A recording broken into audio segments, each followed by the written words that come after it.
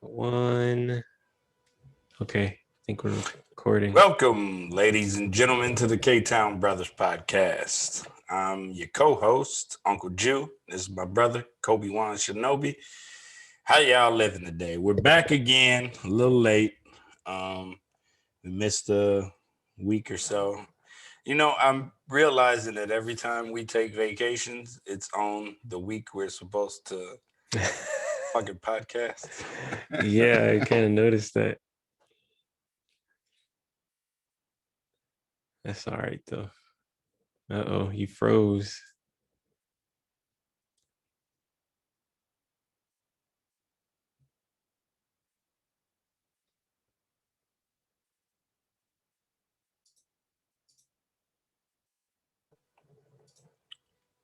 There we go. Hello? Yep, you All froze right. for a minute there. Okay. It says now it's flashing on my screen. Your internet connection is unstable. Are Well, you like the rest of wireless? this country. You say what? Are you wireless? Yeah. No, okay. I guess that would explain it, huh? Yeah, I don't know. I think I could get wired.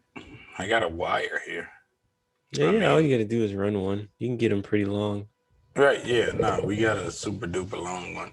I used to have it plugged into this piece of shit desktop right here. I could plug it in. Maybe next time. Hopefully, we won't have any more interruptions. Okay, cool. But yeah, the vacation. Every time Yeah. we're gonna So record. yeah, every time we want to go somewhere, apparently it's on our day to record. Yeah. But let me tell you about the most abusive relationship I've ever been in my life. Oh, really? So I've Hold on only one known second. this young lady for 3 years. Uh-oh. And, you know, she got upset the other day, yesterday, and beat me in the face, spit on me, Man. and it was a very tumultuous moment for us. And I realized that she's so violent. Like, it's ridiculous. My daughter is a beast. Wow. She does not, and I've said this before, I'll say it again, she does not take me serious at all. Yeah. Like, I'm a bitch to her. Like, she has no idea anything that I've ever done illegal. Like, she's got no respect She for just my don't gangster. understand. She just don't understand. Man, her mom went to this party yesterday and she lost her shit. She lost her fucking shit. I Hmm. was holding her, trying to calm her down, and she just started pelting me in the face with all of her might. Wow. With every bit of her existence, she was slapping me in the face. And I ended up, I just had to put her down. I was like, I realized I am not, like, I cannot rather calm her down. I'm not a soothing source for her. Hmm. Like, I cannot calm her down. She gets angry and she is off the fucking chain. Oh my God. I got some of it recorded. I Oh, yeah. What was she upset about? Uh-oh. Frozen again.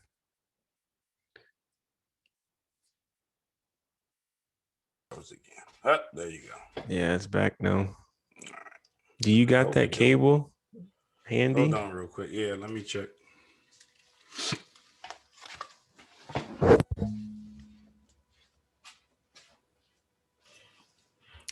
And we're back. And we're back.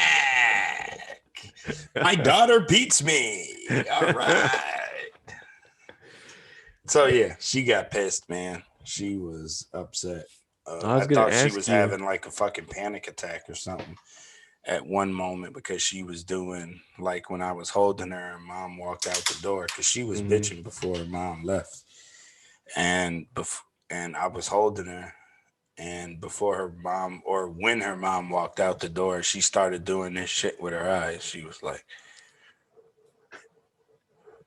Like, wow. while she was bitching, I was like, she's fucking losing it. Like, she has no idea how to control what's Mm-hmm. going on in her life right now. Like, and Wow. she was trying to change the outcome and she had no idea what to do. And she was losing her shit. Oh. And there was this one point where she was like, I'm like, breathe, like, Mm-hmm. relax, like, mom's coming back, like she lost her fucking shit yesterday. Did she ever do that before? Mm-mm. Not that bad. Like when she was a baby, she her mom tried to go have dinner with somebody and she would not stop crying, Mm-hmm. and her mom had to come back or whatever because she just wouldn't stop. So Yeah. she just wants, anytime her mom goes anywhere, she wants to be with her. She wants to go with her, shit like that. But Yeah. yeah, I'm gonna turn that into a joke. Worst relationship I've ever, or the most abusive relationship I've ever been in my life. That's rough. Yeah, man, that is rough. Oh, hopefully she'll get over it, get Yeah, through it. she'll get better, I'm sure. Yeah. What's been going on with you, man? Not a lot, really, man. No? Kind of the same old stuff. Just I got my COVID shot the other day. Oh, here we go. Which one? Moderna, Pfizer. Pfizer, Pfizer. So you Yep. got one more? Yep. In what, Oh 2 weeks, boy. I think. See, okay. Let me start with this. I'm sitting on the couch, right? Uh-huh. And Lydia's telling me she signed up for her first COVID shot or whatever, right? Yeah.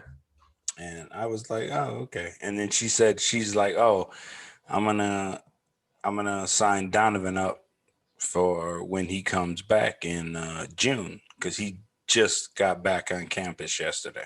So Donovan left yesterday. How old is he? 16. They're not gonna try to give it to him at school. They don't have it available. Uh, Apparently not to my knowledge. I mean, they might Oh, have it available, but I don't. okay. Based on the fact that Lydia said she was gonna, set him up for it Yeah. in June when he comes back, I doubt that they're offering it or whatever. Because they're here on the 18th or 19th. They're opening it up for 16 and older. Okay. Oh So wow. I would imagine other states are similar, but Right. maybe they're on a different timeline. Well, we might need to get that shit to Florida a little before anybody else. Y'all motherfuckers losing your mind down there. You ain't wrong. Fuck these masks, man. So I'm sitting on the couch and Lydia tells me that. And I'm like, oh, okay. Well, I'm not getting one. She's like, ever?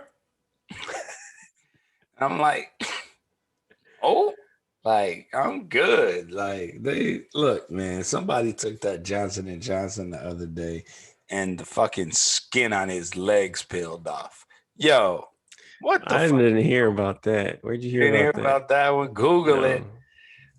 Fucking dude took the Johnson and Johnson vaccine and his fucking skin peeled off. Like, what the fuck is going on? I don't know about that. Oh, okay. He had a reaction. Yeah, a slight reaction, I'd call it. He had an allergic reaction to something in it, I think. Oh, okay. Damn, this is bad. You're fucking horrible. Yeah. I'm like, look, But he- I got enough problems. My whole Well, my whole deal is this. Like, I'm gonna put it to you this way: if it comes down, and if they make this, vaccine passport a fucking thing, mhm, Lydia likes to travel, and I'm not gonna not travel with her. You know what I mean? mhm, So if it becomes that you have to have it so that you could travel, then I'll take it.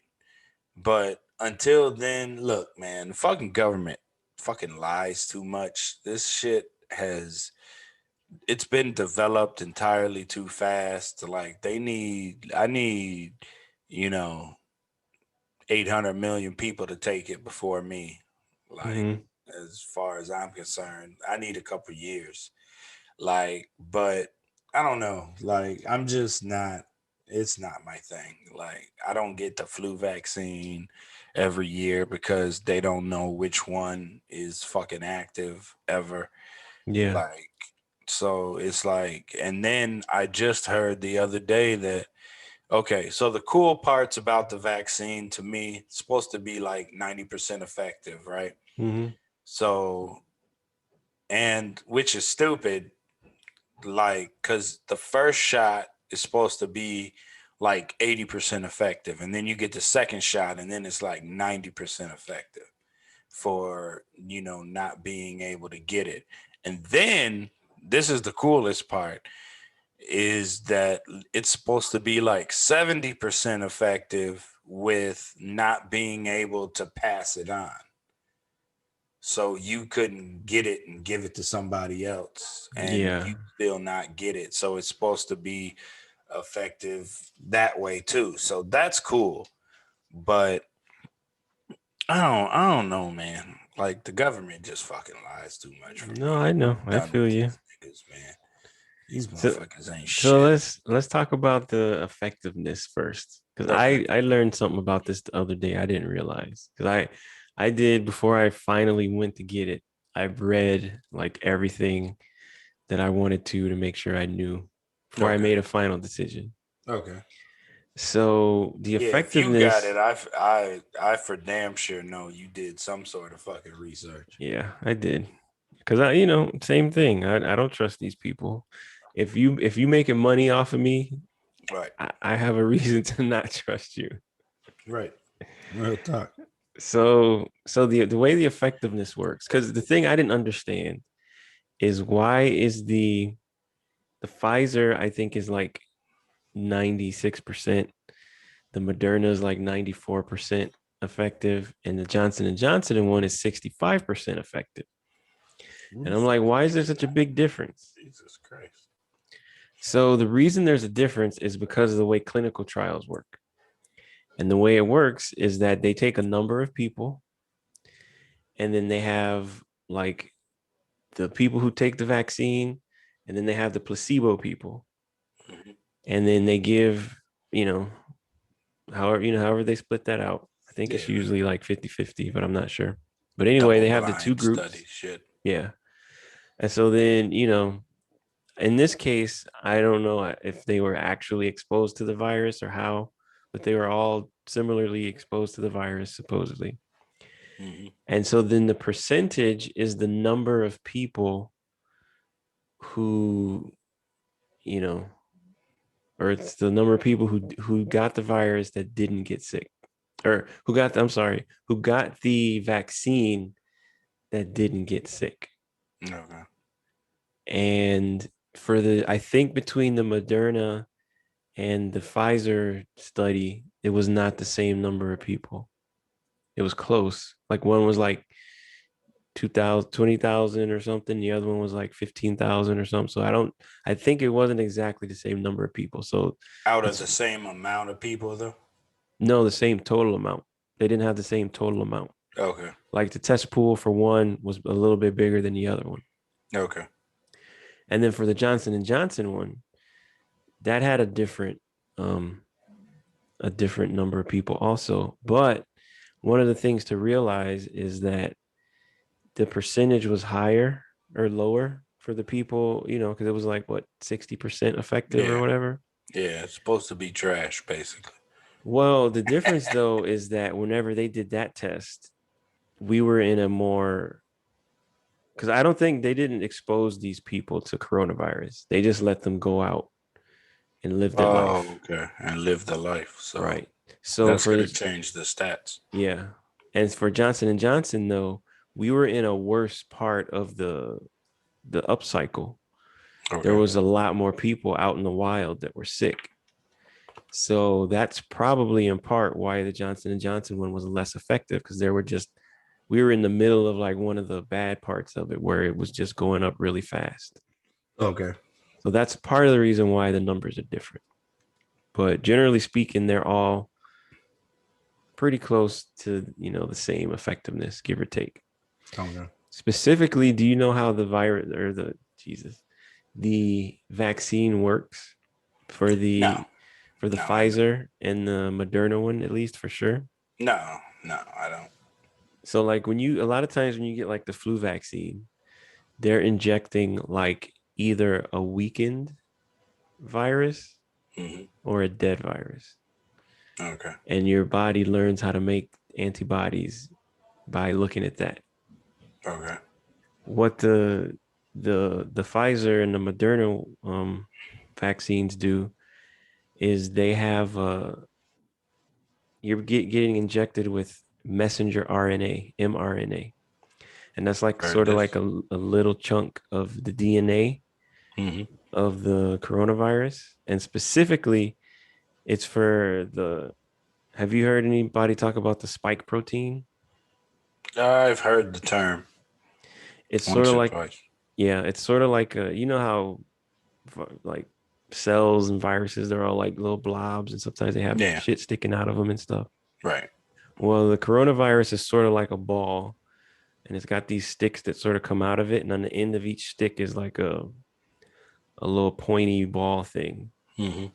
and that's how it attaches to the cell, and then it infects the cell and everything. Okay.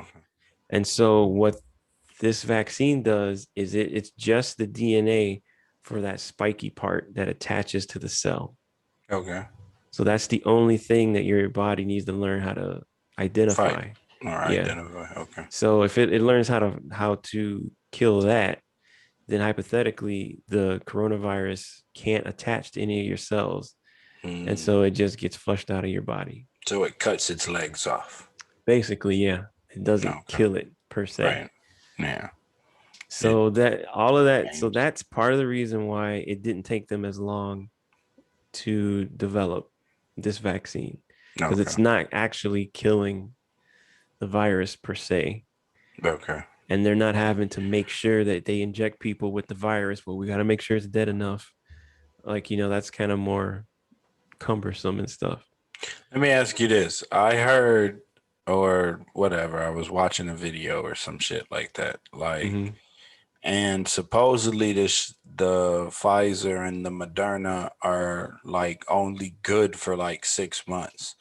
So now that people have taken it, they're 6 months in or whatever, and it's still like 80, 90% effective after 6 months. My concern is like, yo, did y'all think that it wasn't supposed to be good anymore? Because supposedly people who contract corona, their antibodies or whatever from having the shit is only good for like 3 months Hmm. afterwards for fighting it off or whatever the case. So if the fucking shot is only good for fucking 6 months, I'm not taking a fucking shot every 6 months. I'm not taking a shot every year for corona. I'll take my fucking chances, and if I get it, I get it. I actually think that I had it back in like December, November anyway, Hmm. because I went to this little urgent care place because I was having trouble breathing.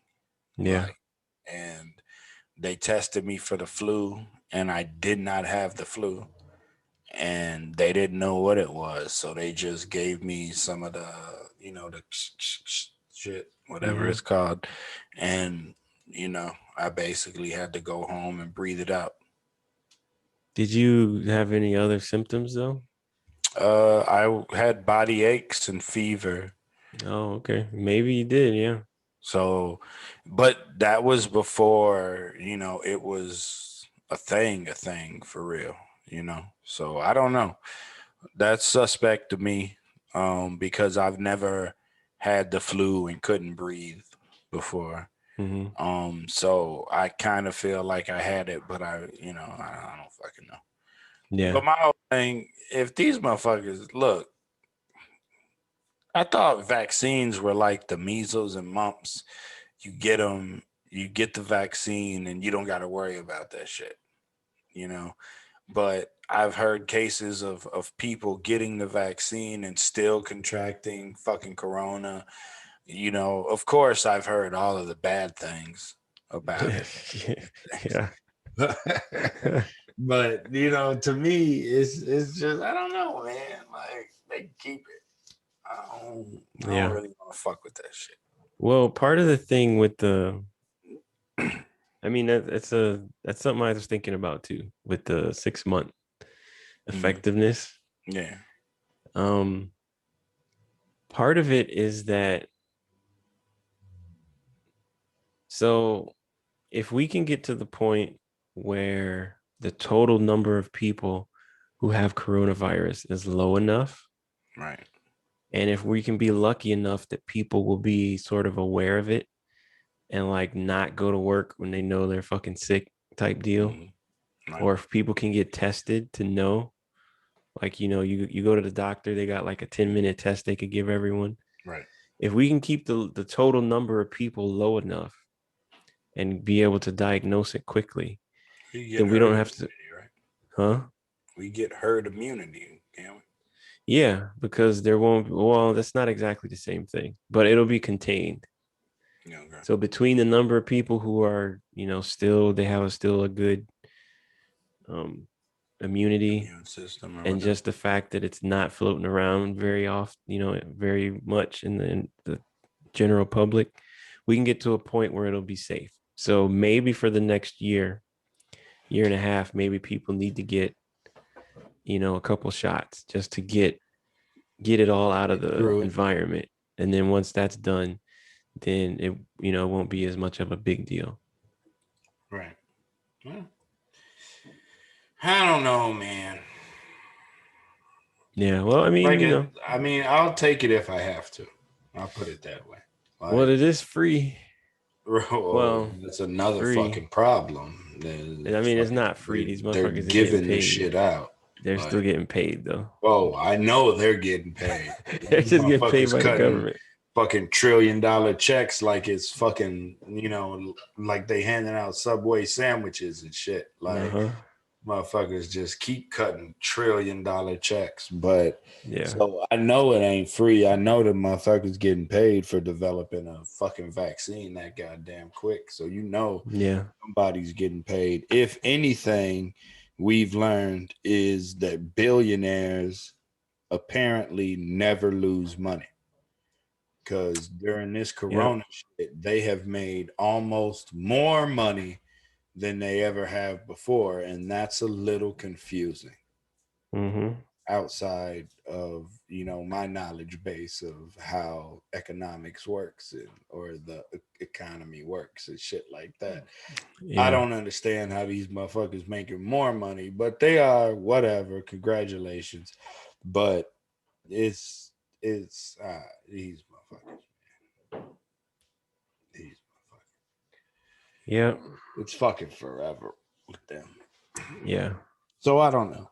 I mean, I'll take it if I have to. If I want to travel with my family, and I mean, I'm fine with not taking it and traveling with my family.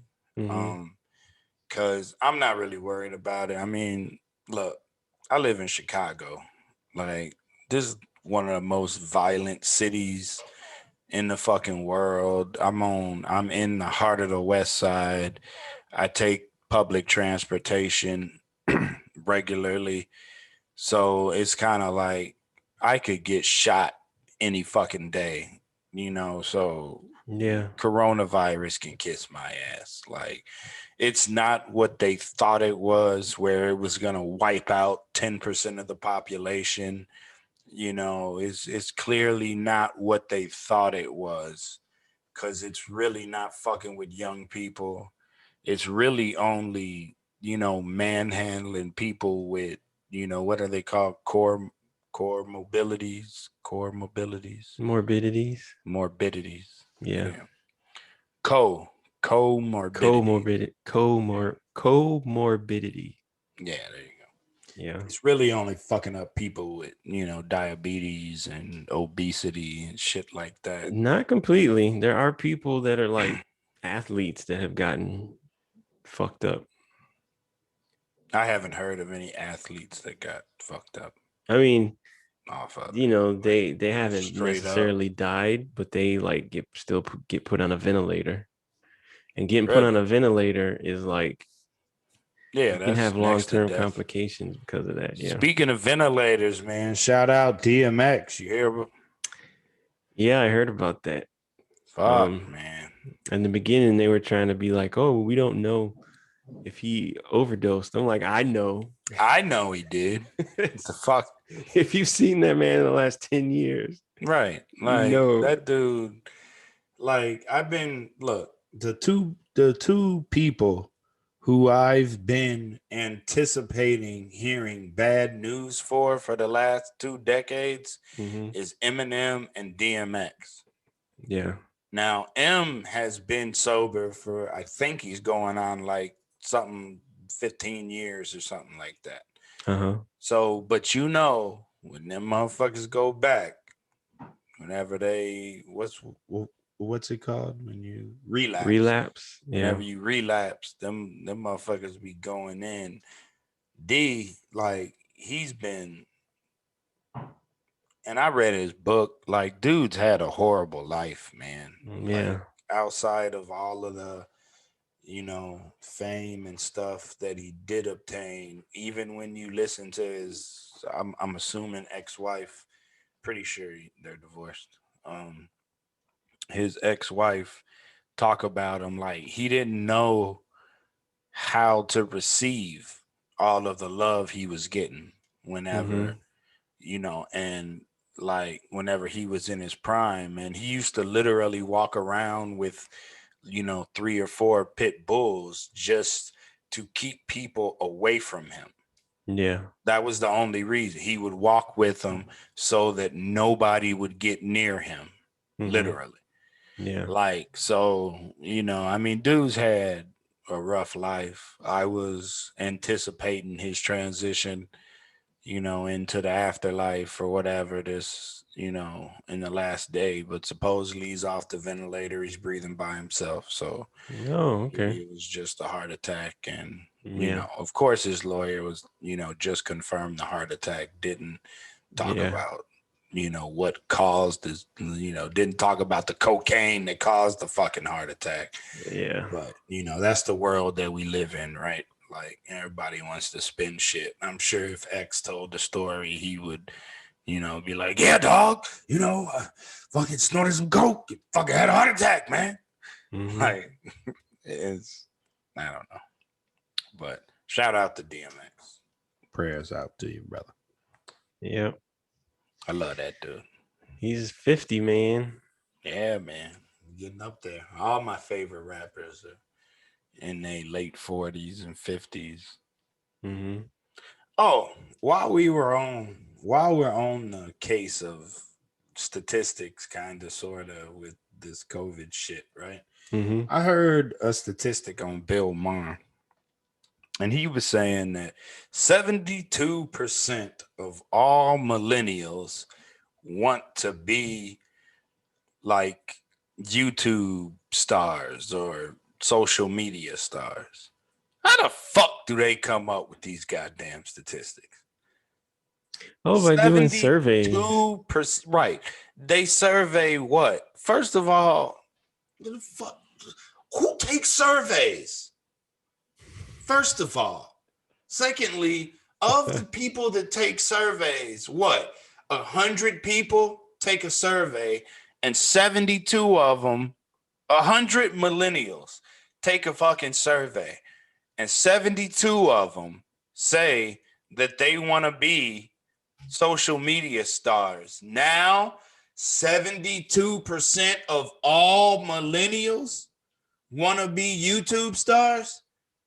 No, no, it's not how that works. What do you mean? You're taking a poll of 100 people, Oh, and then you're uh-huh. taking that and you're saying that all, like I said, 100 people, 72 of them want to be, fucking YouTube stars. And now 72% of all millennials want to be YouTube stars? No. No, that's got to be way the fuck off. So There's no way to fucking survey everybody. Like these fucking statistics are killing me out here. so yeah. So there's a couple things. So you're absolutely right that um if you ask 100 people, whatever, that you're gonna not, have a representative sample of the population. Right. But these professions, so there are companies who just all they do is give surveys, like big companies for politics, like for everything. Right. Like Yeah. That's how companies they come pay up with them, polls and shit. yeah. And so over the years, they have determined, and they have research papers and stuff that talk about this stuff, but it's fairly common accepted knowledge that for a given population, so there's what, 300 some odd million people, Okay. if you can survey a high enough percentage of them, then you will get, a pretty close representative sample.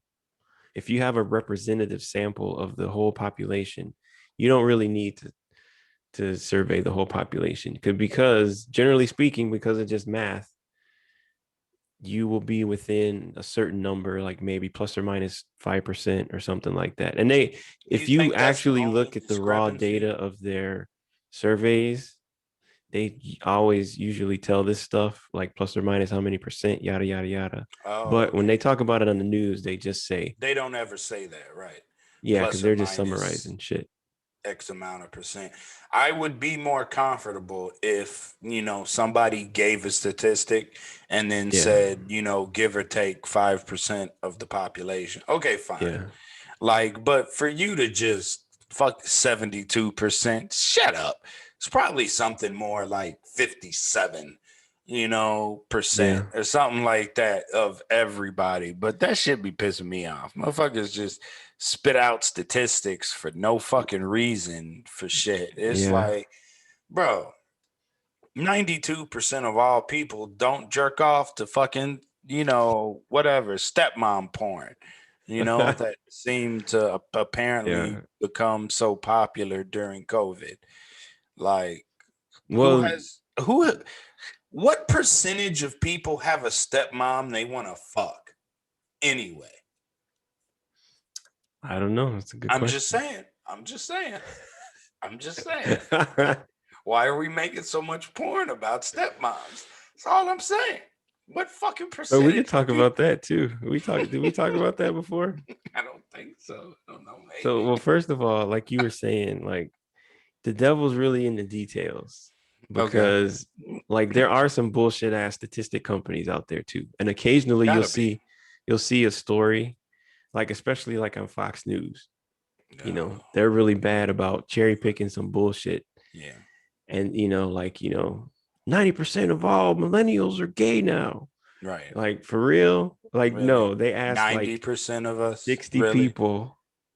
Because the other Right. thing too is that, like, did you do yours? Even if you do 10,000 people, if the 10,000 people that you survey are all Scientologists, Right. what does that tell you? That's I not was a just about to sample. say, like, so if you're polling 100 gay dudes, Yeah. and then you're going to come up with the statistic that 100% of all millennials are gay. It's like, what the Yeah. fuck No, it's are we true. doing? So you do have to be careful because that shit happens sometimes. Oh man, I guess this is a decent enough segue into Asian hate crimes. Oh yeah. Okay, I just want to say again, get the fuck in line. That's all I'm saying. I know there's a lot of shit talking about people like me. And, for the record, these are my opinions coming out of my mouth. They have nothing to do with Kobe Wan Shinobi. Like, look, a lot of people are talking shit about people like me right now because people like me don't give a fuck. Okay, you had a police officer who still hasn't even been locked up, and they're on trial, basically trying to get this dude off, trying to say the dude was on drugs and that was the procuring cause of his death, not that, there was a 200-pound man kneeling on his fucking neck and stopping his, whatever. Mm-hmm. I don't know how many people have seen that video, but it's got to be hundreds of millions of people have seen this dude kneel on the motherfucker's neck and kill him. Yeah. So never once has anybody called that a hate crime. A black dude gets beat up, nobody calls it a hate crime. A black dude gets hung, they call it a lynching. They don't call it a hate crime. So you beat up an Asian dude and it's a fucking hate crime. You beat up a gay dude and it's a hate crime. Even if both of them are being dickheads and has nothing, absolutely nothing to do with any of that bullshit, it's a fucking hate crime. Kill a black motherfucker. Well, yeah, well, a black guy got killed today, on Santa Monica and, Stony. And it's Yeah. like, just get the fuck in line. Now you got this dude who it's not even clear that he did it for hate crime reasons. It really kind of seems like he was some sort of sexual deviant, and he used to go to these places and get jerked off, and then those are the same places that he went and shot a bunch of people in Georgia as a truck driver. I remember driving up, I can't think of is it 65? I think it might be 65 or something. But there's nothing but massage parlor after massage parlor after massage parlor, fucking signs on the road, exit 64, massage parlor. And all the truck drivers used to tell me, "Oh, go here, you could get a happy ending, blah blah blah, this, that, and the other thing." So there's really no evidence. And even the dude's roommate didn't say that the dude had issues with fucking Asian people. If Armenian motherfuckers were running these fucking places, they'd probably be the fucking 6 dead ones, and the 2 white ones would probably still be dead anyway. But, like, I'm just saying, now, fucking Biden's pulling $49.5 million to help combat this. Excuse me. There's kind of something going on in this country right now when it comes to cops killing black people. Can we focus a little bit? Just a little bit. I mean, you don't want to call them hate crimes. Well, what the fuck are they? Like, but no, now it's all focused on, let's twist the fucking narrative once again so that we don't have to talk about fucking black people getting killed by authority figures in this fucking country. Like, now, oh, it's Asian. Look, fuck you motherfuckers and your goddamn hate crimes. Y'all have the highest fucking graduation rates. Some of you have some of they live in the best areas in the fucking United States. Again, highest graduation rates. Some of the look, Harvard started fucking not accepting them because there's too fucking many of them. So Harvard started not accepting them because there's too fucking many. Jesus Christ. Like, you people are accepted in this fucking country, unlike black motherfuckers. So please forgive me for not giving a shit about your plight whenever ours is in the same fucking category in the same fucking country. And there was this comedian that like joked, where are Asians treated kindly? Because it's not China. It's not North Korea. Asians don't treat Asians kindly. So you guys have a fucking problem with what's going on in the United States? No, it's not more than what than what's going on with fucking black people. It's just not. So I don't give a fuck. I don't. Mm-hmm. I just don't. Get in line. You and the fucking transgender people. Get in line. That's all I'm saying. Mm-hmm. Take care of the fucking problem that we have that's more of a majority. What are you going to start talking about the way Jews are treated in this country now? What? Oh, Italian hate crimes? Are you fucking kidding me? What? Scottish people are treated like shit in this country too? The Irish? Come on. Get in line. That's all I'm saying. That I just wanted to get that off my chest. I got you. Because that's I just feel like they're trying to replace a story with another one, and they're Yeah. trying to transfer the focus, and now they're shitting all this money toward helping Asian people, whatever. Help everybody. I don't fucking care. Help them. That's fine, but don't not help us. Yeah. Like, ain't nobody trying to say that they're not, looked at wrong or differently, but y'all are doing much better over here than what black people are. Way That's fucking. true. Y'all have some of the best jobs. Y'all live in some of the best neighborhoods. Like the amount of success for your children is significantly higher than what it is with fucking black people. So, you know what? Sorry. I don't care. There ain't no, in my opinion, nothing's changed. Like, America has hated everybody, and this immigration issue bullshit is blowing my mind too, because all of these motherfuckers are immigrants. None of us are from here. Yeah, me and you were born here, but our ancestry's not from here. Y'all obliterated Native Americans. And again, going back to get in line, black people are behind Native Americans in that fucking line. And there's 7 of them left. Like, stop it. That's all I'm saying. It's just stop it. Just Yeah. fucking people with this constantly changing the fucking narrative because you don't want to deal with the fucking issues. I'm about done with all of this. Fuck Yeah.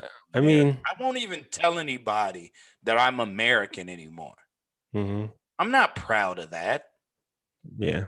I'm ashamed to be an American because we are shitty people. Now, if you take it a little deeper, you want to go a little deeper? You take it a little deeper. Humans are pieces of shit. Across the globe, Yeah. humans are pieces of dog shit. I saw this video the other day of Mm-hmm. this dog who was apparently homeless and supposedly starving, right? So this guy bought some chicken McNuggets for him. He puts it on the ground. The dog walks up to it all, decrepit, and the dog smells them. And then he walks over him and pisses on him and walks off. I'm like, that's the best McDonald's commercial I could ever see. Holy Are you shit. fucking kidding me? A dog wouldn't even eat chicken. A starving dog wouldn't eat chicken McNuggets. Wow. Oh man. So, I think a big part of what you were talking about is the key thing behind it is the complexity of the concept of whiteness. Okay, I'm listening. Because there's generally only one group of people who are white all the time under all circumstances. Okay. And those are Caucasian people Okay. who are like of Anglo-Saxon Right. ethnicity who have shitloads of money. Anybody else falls somewhere beneath those people Okay. because you got to remember, it's because there's a book that I started reading. I haven't finished it because honestly, it's just kind of depressing. But Okay. it's called White Trash, and It's it's a great title. yeah, and it's about. I mean, it's basically about like how white people have treated each other in the United States, Okay. and it like for example, I did not realize that when the colony of Georgia, which became the state of Georgia eventually, Okay. when it was founded, they had a no slave like rule. Really Yeah, I was like, whoa. interesting. Hmm. And but additionally, well, so one of the main reasons they had one is the guy who started it. I can't remember his name. He's got a fairly famous name because there's like a bunch of shit named after with his last name. I can't think of it right now. But he was like, all these poor ass white people are fucking lazy, and I don't want them to get lazier. So we can't if we bring in slaves, then all these lazy assholes are just gonna have all the Negroes doing their work, and then they're gonna be drinking and chasing each other's wives and stupid shit like that. So nah, no slaves. They didn't want slaves because they were worried about treating black people like property. Yeah. They didn't want slaves because they didn't want the poor white people to be fucking lazy, alcoholics.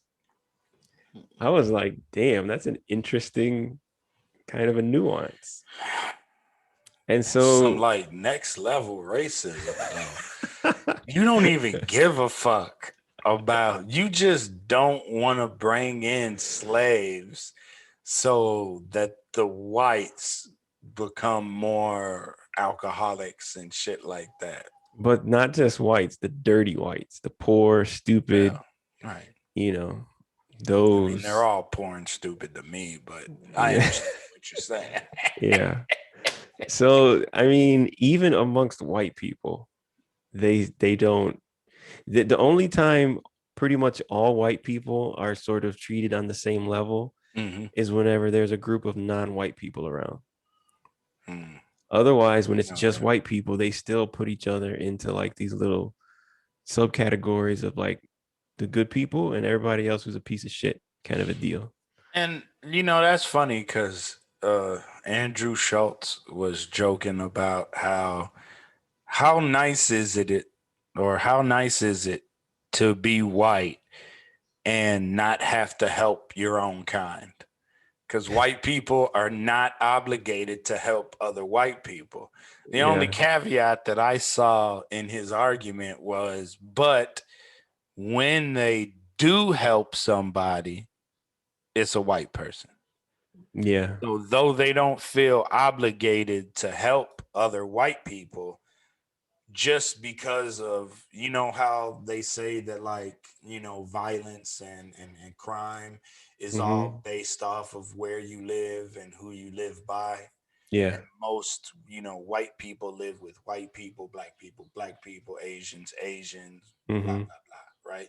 Yeah. So there's more you know white people killing white people, most likely, than anything else in this country. Like, but it's, just, and the same goes for blacks and Asians, Mexicans, blah blah blah. Yeah. Yeah, you But you kill the people that are around you. that You are don't around you, you don't right? go to the other side of town to start murdering people. Right. So I feel like whenever there is one successful one, they're it gonna end up helping their same, because of who they're around. Hmm. So that was the only Yeah. caveat to that argument, but I thought it was a decent argument. Like, white Yeah. people aren't obligated to help other white Yeah. people No, that makes a lot of sense. because you heard about the Michael, what's his name, Michael Rappaport or Rapport, and Yeah, that getting into guy. it with KD. No, he's I mean, he gives me I that love how vibe. you're exhausted before you even start talking when it comes to him. Because that's exactly how he is. I mean, he's not necessarily wrong sometimes, but he's Right, always on some asshole shit. right, right, right. He's never 100% right about anything. Like, Yeah, and like he was telling KD, because I don't know, he didn't like an interview that KD did because Charles Barkley asked him a question, and yeah. Charles Barkley asked him a yes or no question. Hmm. Now, to not defend KD, he was being a douchebag. And he Hmm. literally just answered yes or no. He didn't, go into it at all. It was Yeah, yes, you know. And so Mike Rappaport, whatever the fuck his name is, like yeah, he didn't like that. And he was like, oh, why don't you just answer the question? Stop being a bitch. This, that, and the other thing, blah, blah, blah. And KD goes in on his ass. Like, and for those who don't know, it's Kevin Durant. That's who KD is. yeah. But like, and I imagine because he called him a cocksucker so many times and he told him to suck so many dicks Yeah, that I'm assuming that he'll end up getting fined for being homophobic or something like that. Because there was a couple of parts and where I was like, ooh, hmm. you're yeah, you make a lot of money. You shouldn't say that And type of thing, the ironic thing is that he probably answered yes or no in part because he's like, I'm an athlete. They always tell us to not be talking about shit. Shut up and dribble, right? Exactly. Yeah. Right. Yeah. Yeah. I bet. So yeah, so he goes in and but yeah, like fucking Michael's always on some fucking asshole shit. So everybody's basically calling him a bitch for Hmm. putting that out. Like that was a private conversation between two grown men. You breaking all types of man code and this, that, and the other thing. And, Yeah. you should have never put that out and this, so Hmm. he put out a apology and all that other bullshit. But Yeah. this fucking dude is always getting into it with somebody. It's funny. Sometimes I'm on his side, sometimes I'm not. Yeah. Most times, like you said, he half of it's bullshit. Like Yeah. or or it's coming from a place of some sort of bullshit. Yeah. But see, like even that's an example of how, again, I don't know exactly. Is he Jewish? I feel I like don't he's Jewish. I don't know if he is or think so. not. But at least from a presentation standpoint, he's a fucking white boy. Fucking skin looks Irish white. It's so Yeah, bad. he does. Yeah. Pasty. And that's something But else KD kept calling him was pasty. yeah. But like, hey, I'm a white guy with money, so I can say whatever the fuck I want, Right. and not only that, you have to listen to it. Like, not just I'm out here putting my opinion out there, which anybody can do, Twitter, Yeah. Facebook, whatever. But I feel that you have to listen to it, you know? Like I feel like entitled that people need to consider what I say, Right. not because I know so much about sports or because I know so much about whatever, because I'm a white guy with money. That's why. Like, what else do I need? What other reason See, do I need? I'm like, I couldn't tell you any other movie other than him playing Remy in Higher Learning Yeah, that he played in. I mean, he's a pretty good actor, I guess, but he's all right. I don't know why he still has money. You know what I mean? Like it's Yeah. you think he would have ran through all that shit by now, but man, maybe he made some good investments. Maybe he's a Bitcoiner. Did you see that video from 2013 where the Mm-mm. dude was all geeked about Bitcoin getting up to $111 and he was all like, oh, this is monumental, this is history making, Yeah. this is history in the making. $111 Hmm. for a Bitcoin. Yeah. in 2013. Them motherfuckers going for over $50,000 right now. Yeah. There's all kinds of people that bought $1 million pizzas. $1 million pizza. Like they bought a pizza back in the day with Bitcoin, and now if you add that shit up, it's like, damn, that's $1 million I Wow. could have had. It's true. Wow. I don't know. That makes me want to invest in this. Is it Dogecoin or Doge or Dogecoin, yeah. Dogecoin? Doge, Doge. yeah. Dogecoin makes me want to invest in them because they ain't shit right now. Yeah. Nah, you don't want to invest in that one.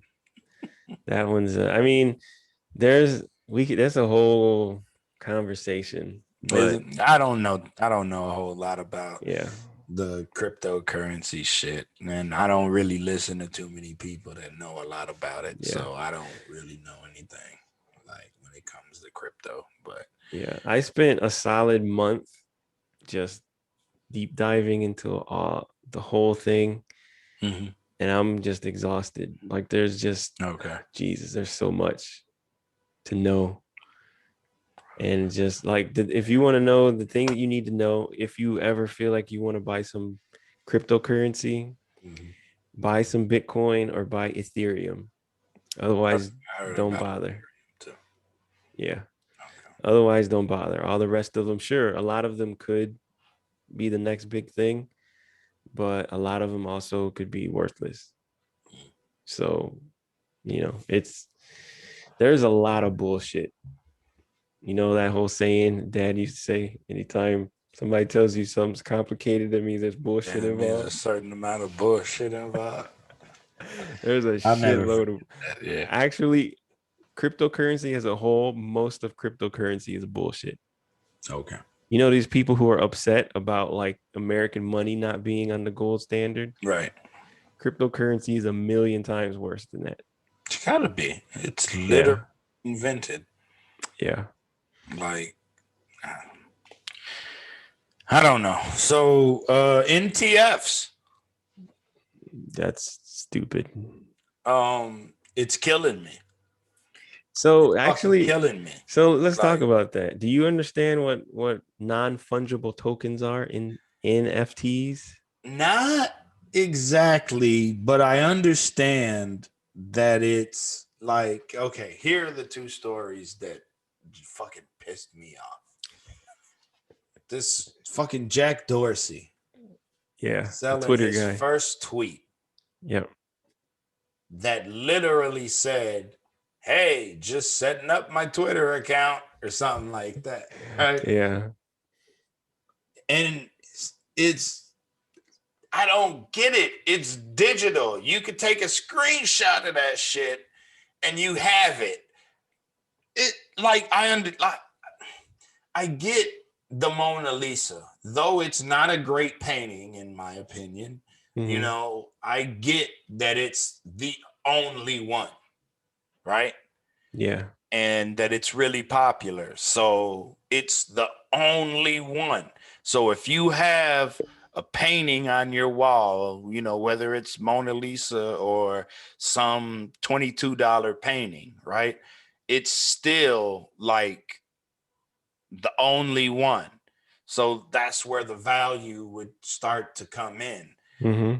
And, but digital art, I don't get at all. Like, how the hell did he sell a digital copy of his first tweet for $2.5 million?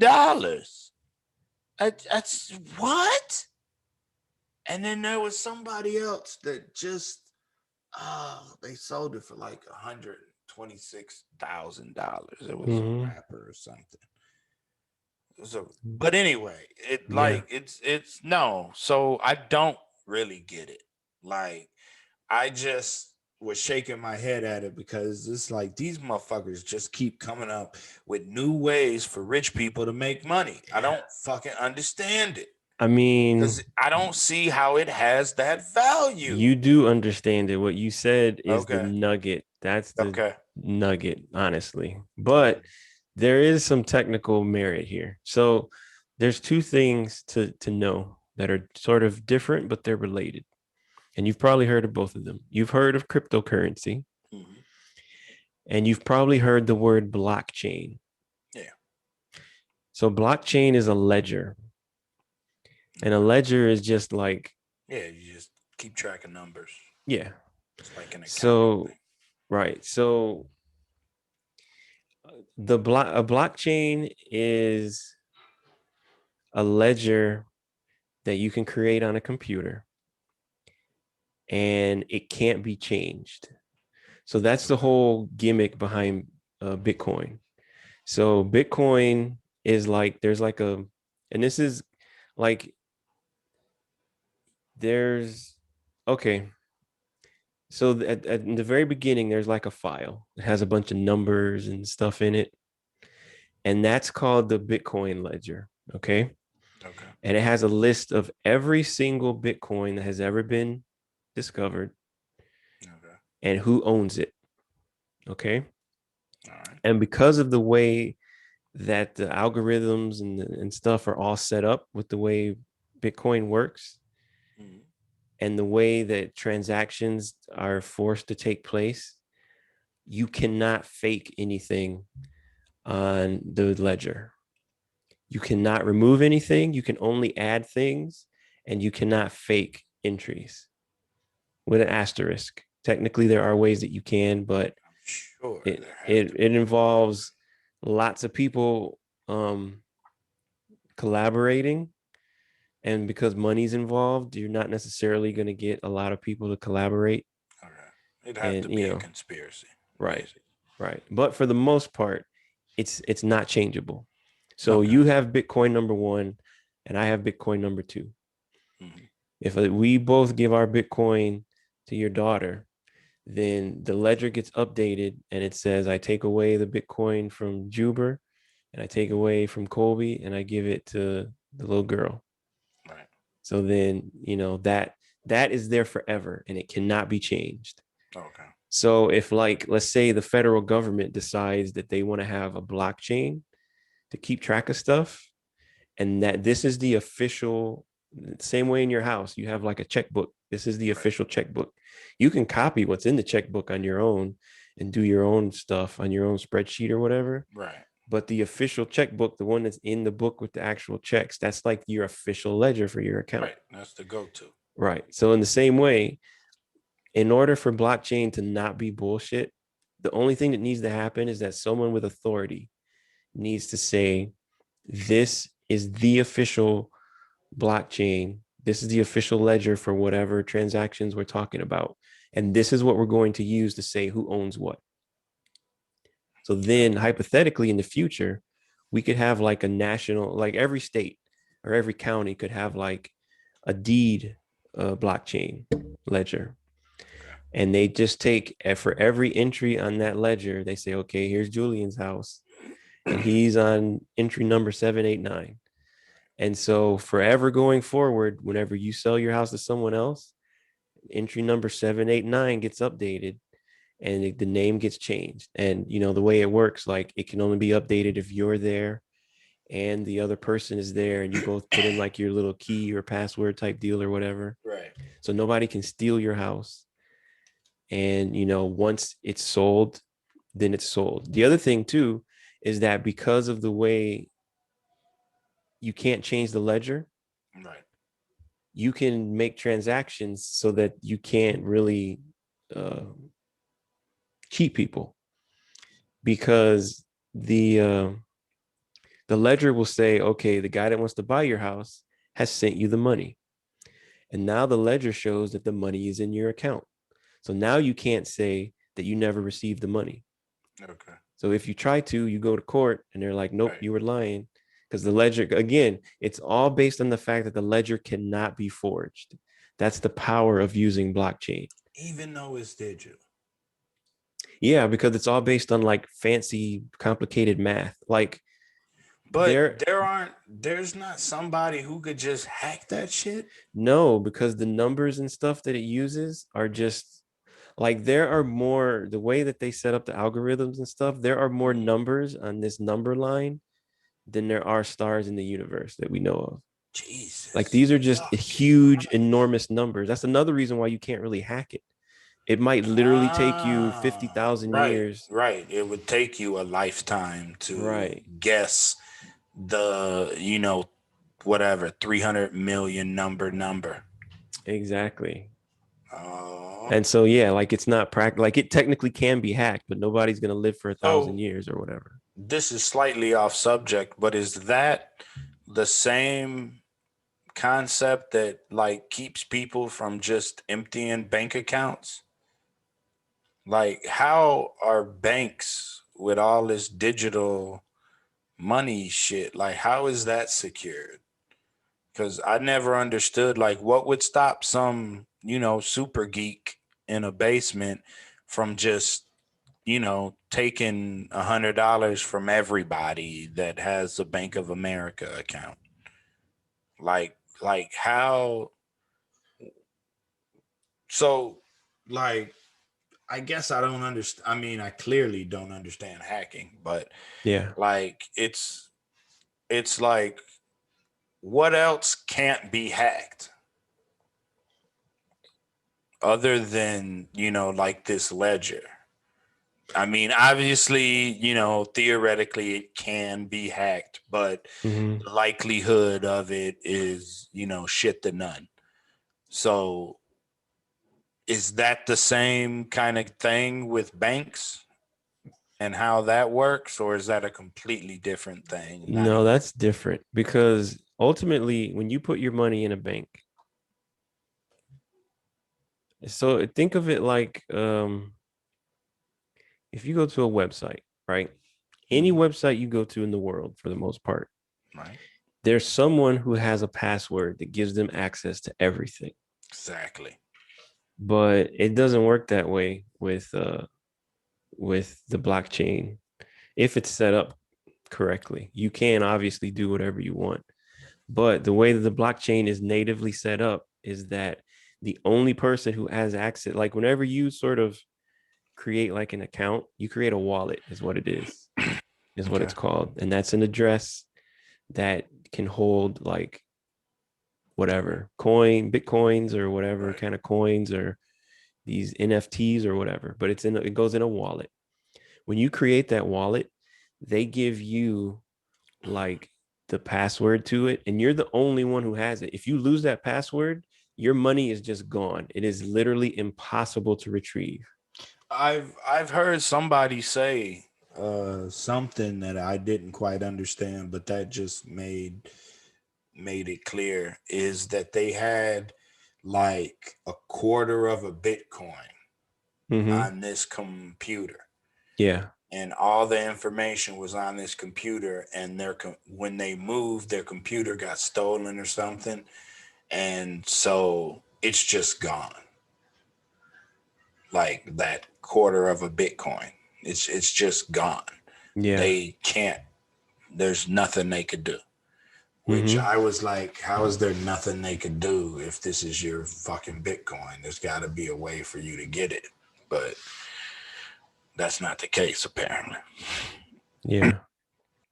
Yeah, that's what it is. Like that, I mean, that's the responsibility that you take with dealing with cryptocurrency is that if you lose there's no one you can call.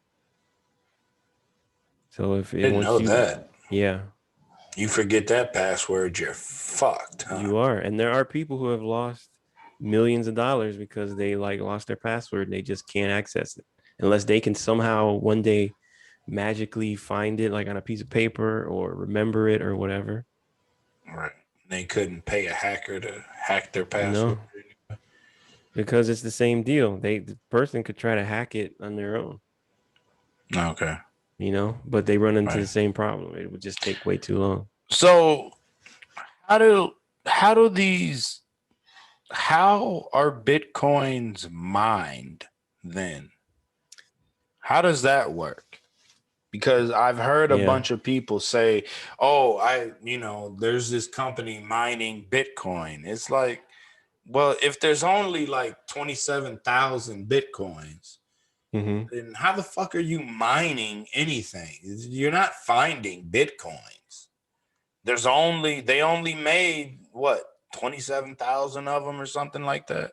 No, it's Like, millions, I think. It's a is certain it number of 27 million. million? Some Okay.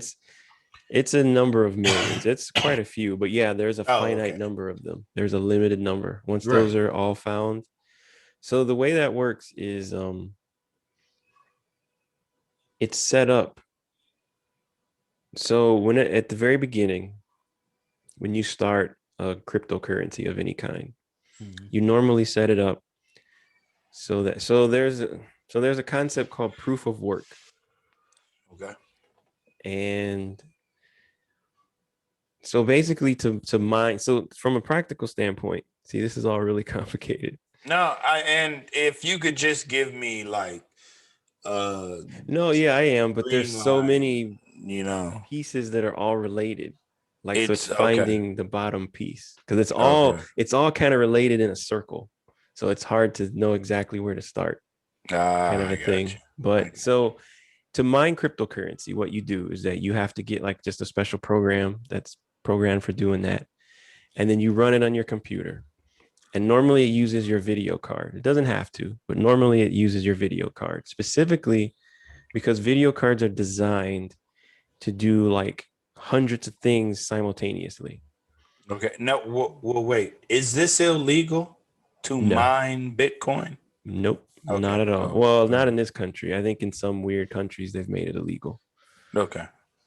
but no, not here. Like, I don't know, like in Iran or something, maybe it's illegal, shit like that. But no, Okay. you're not doing anything crazy. It's just whether or not they want to make it illegal because they feel threatened. Oh, right. Yeah, exactly. Yeah. But here Like, in the US, no, it's I'm completely sure legal. that Robinhood app will be, illegal in a few Yeah. months. So that's how you mine cryptocurrency. And then, so what is it doing? So if when you set your computer up to do that, it's communicating over the internet with a bunch of other computers that are doing the same thing. Mhm. And so one of the practical things that they do is that whenever you want to send bitcoins to somebody, someone has to record that transaction on the ledger. Okay. And in order to do so, you need to, okay, let me check this guy's password to make sure he's who he says he is. And that's all done through fancy math that you can't really fake and stuff, so Okay. to speak. And the same thing for the other person receiving it, make sure it's going in the right wallet. Like, all that is done with math to verify it. And then it Okay. gets written to the ledger. So that's one of the things that your computer does while it's mining. It's processing transactions on the network. But is mining taking other people's shit? No, it's created. It's not. So, okay. So just remember the transaction thing I said, Okay. processing transactions. Right. So there's, there's an, I think it's a hashing algorithm is what it's called. It's called SHA 256, SHA 256. Okay. And that's just like it's sort of like encryption. It's technically not encryption, but it's kind of, for all intents and purposes, it's kind of like encryption. Okay. And so using that algorithm, you can create kind of like a number line, Mhm. like on a piece of graph paper that's like huge, as big as the fucking universe or some shit Right. like I that, got right? And it's got billions of little numbers on it or you. whatever, right? Okay. So basically, any number, like, so it's not just the same line. Like, it, you would choose like a random starting point, and then you would start drawing the line from there. But Mhm. because there's so many points, you never know where it starts and where it ends. Okay. You could be starting way over here, you could start way over Right. here. So it's hard to guess where it starts. And then you got to know what exact algorithm, because that the algorithm is more general, but you have to give it like a key of random characters or whatever. So it's really Okay. complicated to Right. Yeah. guess. This shit is getting crazy. It's The super deeper you complicated. get into it, it's like Yeah. you're starting to lose me. Yeah, Like it's it's super fucking complicated. crazy. Yeah. So that's one of the reasons why you can't really guess it. So what happens is that they're built into the math and stuff. There's like a centralized uh, part of the program that every day it gives out like a certain number of bitcoins, and they Okay. get split up by all of the computers that are on the network. Trying to mine. Right. And mining in some ways is just processing transactions and stuff. So it's like a Okay. circular system. And How so fast does it work? part of the algorithm is like the more people who are on the system mining, Hmm. the slower it happens and the smaller amount of the share that you get. Right. So regard like if at one point, I don't know how many it is now, maybe it's 10 total bitcoins a day, but Okay. there's a total of 10 like every day that will get sent out to everyone who's mining. But there might be 2 million people mining. And this isn't illegal? No, because it's just all made up. The only part where it starts to possibly become illegal is whether or not you sell it in taxes and shit like that. But otherwise, there's nothing illegal about it at all. Hmm. I mean, it's really no different than you getting Applebee's points and just doing weird selling other Okay. people. You know, it's like I mean, Right. it's money, but it's not money the same way I that got you. shit like Frequent that flyer is. miles. Yeah, Right. it's that kind of a thing. So yeah, It's a it's not fucking illegal. coupon. Right. Yeah. So that's basically what it Interesting. is. You just have your computer running, using up a bunch of electricity, and you get a share of just this money that's created every day. And then there's a thing that happens, at least with Bitcoin, I think it's every 4 years. And there's people that make like they're living off of this, right? Yeah, but there's a lot of different ways you can do it. You can make Okay. money off of mining it, but you can also make money off of like trading bullshit. Like, oh, it's up today, oh, Okay. it's down today. Oh, so I'm gonna I got you. buy Right. low, sell Buy. high, Right. I got you. and you start to predict how it's gonna move. Same shit with stocks and stuff. Right. So Yeah. that's one of the reasons why a lot of these stock people like this stuff, because they sort of understand it Right. in terms of Yeah. buying and That's selling it, yeah. options and all this other kind of bullshit. Options gets crazy. Yeah, Like that shit was complicated to me when yeah, I yeah. I was still don't know how looking. that shit works. Options is that's Yeah. different. Yeah. So to bring it sort of back to the NFT thing, Mm-hmm. let's say 10 years from now, the Smithsonian creates like a, a blockchain for like works of art, and they get a bunch of other museums in the world to buy into it, and they get the whole like art community to buy into it. Okay. Then that can become the official registry for all works of art that are considered like a certain class, like Oh boy, you don't give like them any fucking ideas. like Picasso or some shit. Well, see, the most useful part of it, in my opinion, is the fact that once you have a ledger like that that can't be faked, that will eliminate. It does two things. It eliminates the ability for people to screw each other over in transactions, Okay. and it helps in like legal cases to simplify them, to know who actually owns a thing. Okay. Same thing with like houses, and honestly with like birth certificates.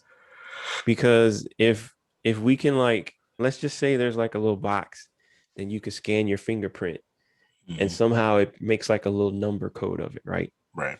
So if you take that number code and plug it back into the box, it can show you a picture of your exact fingerprint. Mm-hmm. Then you could keep that on like a blockchain.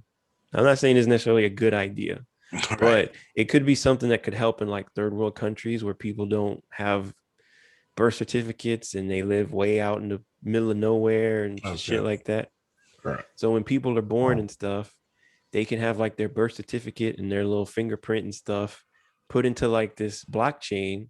So like whenever there's a hurricane or some shit, everybody's documents get, destroyed. All you got to do is go to like a disaster recovery place and let them scan your finger, and then they will know exactly who you are. And they'll know, okay, this is you, this is your birth date. Okay, this is also linked to the deed database. So we know exactly which house was yours. So, you know, like you, or another thing that I heard is that like in these countries where people end up having to leave because there's war, and then they come back and somebody else is living in their house. Right.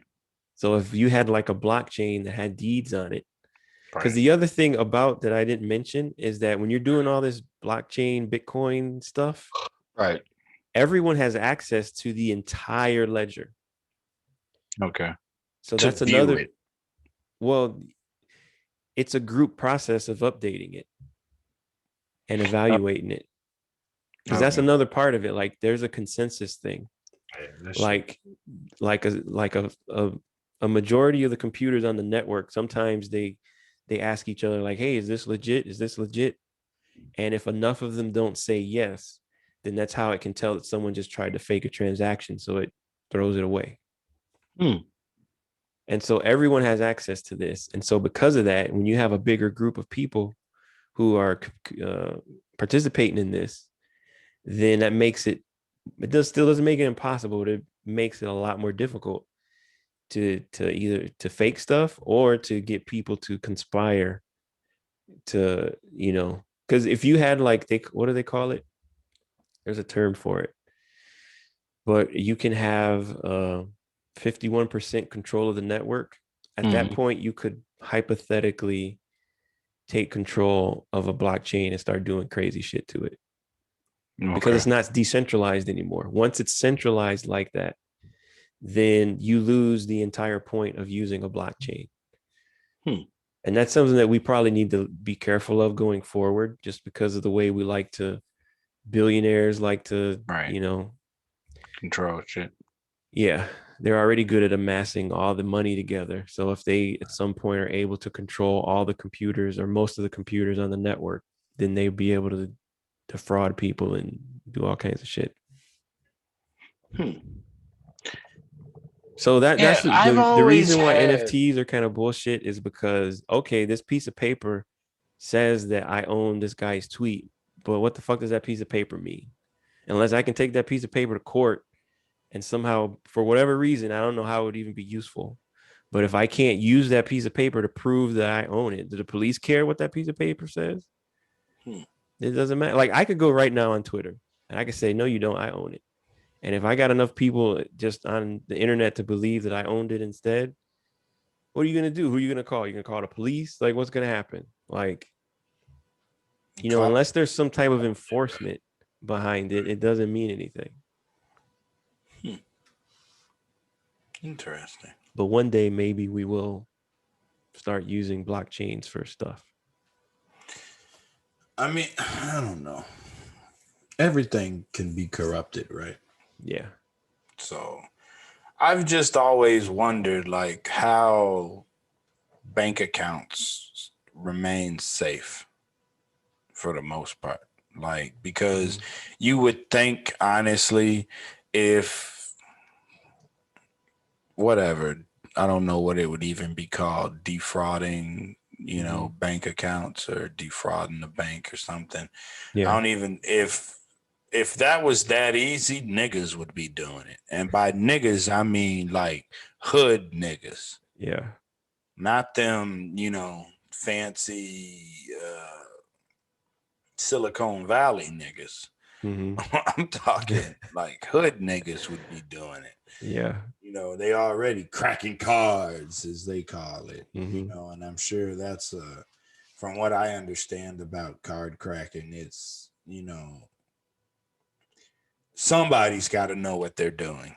Yeah. I mean, you only like one person has to know what they're doing, and then they could make it happen. But yeah. Like so it can be easy to just, like I said, like if somebody wanted to take $5 out of my account, $5 out of your account, $5 out of Ma's account, and they Yeah. times that by 1 million people, like what's stopping them from Yeah. doing that? I've always kind of wondered, like, because you remember that time where we were in the basement of one of your houses in, I think, Normal or Bloomington. I don't know which fucking city. They're right next to each other. but you had sent me like a picture of a teddy bear or something, and you had this little machine that would grab the email and you change the picture to like a picture of a car or some shit like that after you had already sent the email. I You don't don't remember remember this? that. Uh-uh. So you had like showed me, you were like, look, email sent, and you clicked and you sent it, and then you took the picture. There was some sort of little box that you had connected to your router or something, Mm-hmm. and you were able to somehow change the picture while the email was being sent. Yeah. I Like, think I know what I did. I don't remember it, and but I think I know. I sort of remember it.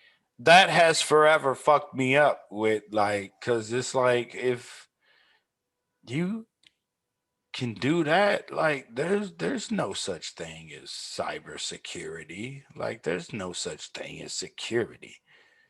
Well, there's not. I mean, so to go back to the basic question that you were asking is like how do you just not have people just stealing $5? Right. The answer is a big level concept, monopoly on violence, which is what the government has. I don't know if we've ever talked about that concept No, before. I've never even heard about that. And multiple layers of security. So monopoly on violence, to go to that one real quick. I learned that phrase from watching a TED talk by this dude who's like a big shot general in like the Norwegian army or some shit. Okay. Switzerland, I don't know, somewhere. Some Some Nordic military guy. country. I Yeah, got but he was a big shot. I think he was right. a Some from big time Europe. military guy. Yeah. But he was talking about the concept of the monopoly on violence and the responsibility of having it. And he Okay. basically was coming from the standpoint of like, I'm in the military and our job is to fuck shit up. That's our job. I mean, just to be Right. blunt about Yeah. it. Just, you keeping it real. And we've been given the monopoly on violence.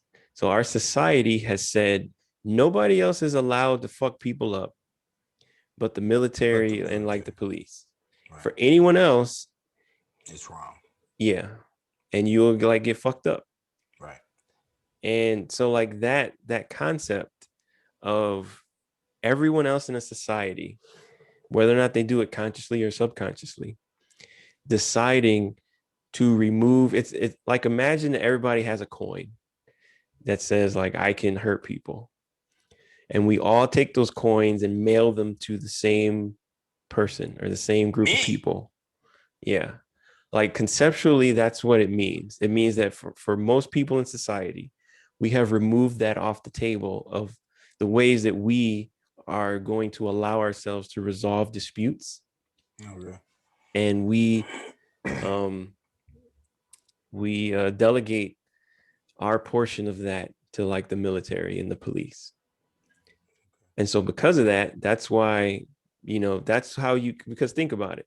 And you know this from, in like the hood, you are much more likely to rob somebody who is not like a powerful person in the Right. hood, just some rando, Yeah. because You at ain't least, running to Obama's crib in, or I don't even, well, that's Highland a bad Park example because or he's whatever. he's like the president. So that, Well, but I'm just saying, like, you ain't running into Pookie's hood and Pookie runs the block. You ain't running into his house. exactly, He's in the compared block. to That some was the other point. dude that just lives on the block where he's Right. not. Compared to me.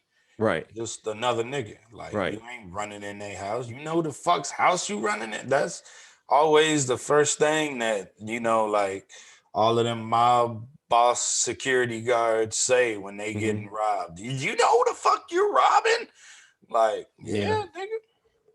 And the reason for that is because at least at that low level, in that immediate situation, the whole monopoly on violence thing doesn't really count, Okay. because you're dealing with people who have not completely, for different reasons, have not completely bought into that whole I sent my coin to the Okay. police or the army. They Right. are Right. willing to fuck you up if you come into Right. their fucking house. They're not going I to just got call the you. police. They would That's a just little different. put a Right. cap in your ass. Right. And so because of that, whenever you look at two people, you have to evaluate, of these two given people, who's the most likely to exert a certain amount of violence against me, and how am I going to weigh that in the calculus of when I decide to try to steal their money. Okay. If you compare And that to like a bank or whatever, it's sort of a similar thing. Like, I know that the US government has the monopoly on violence, right. and I'm not going to try to rob this bank or steal something from this bank or extort money or whatever, because I know that the consequences if I don't do it. Right. The wrath of God rains down on you. Right. Exactly. And so I that's a got big part of it, is that right. they have taught people that you do not, I mean, is You it don't worth fuck it? with that shit. Right. Yeah, it It has to ain't. be you must have found a pretty big So is that opportunity. one white collar crime that would be considered like kind of off hand, like out of pocket, off limits type thing? Like, because like white collar criminals don't really get they Yeah. don't get jail time. Like if you get caught with 5 vials of crack, you doing 55 years. Like, but if you rob a motherfucker or you extort $50 million out of somebody or something, it's a white collar crime. You'll do 3-4 years. Yeah.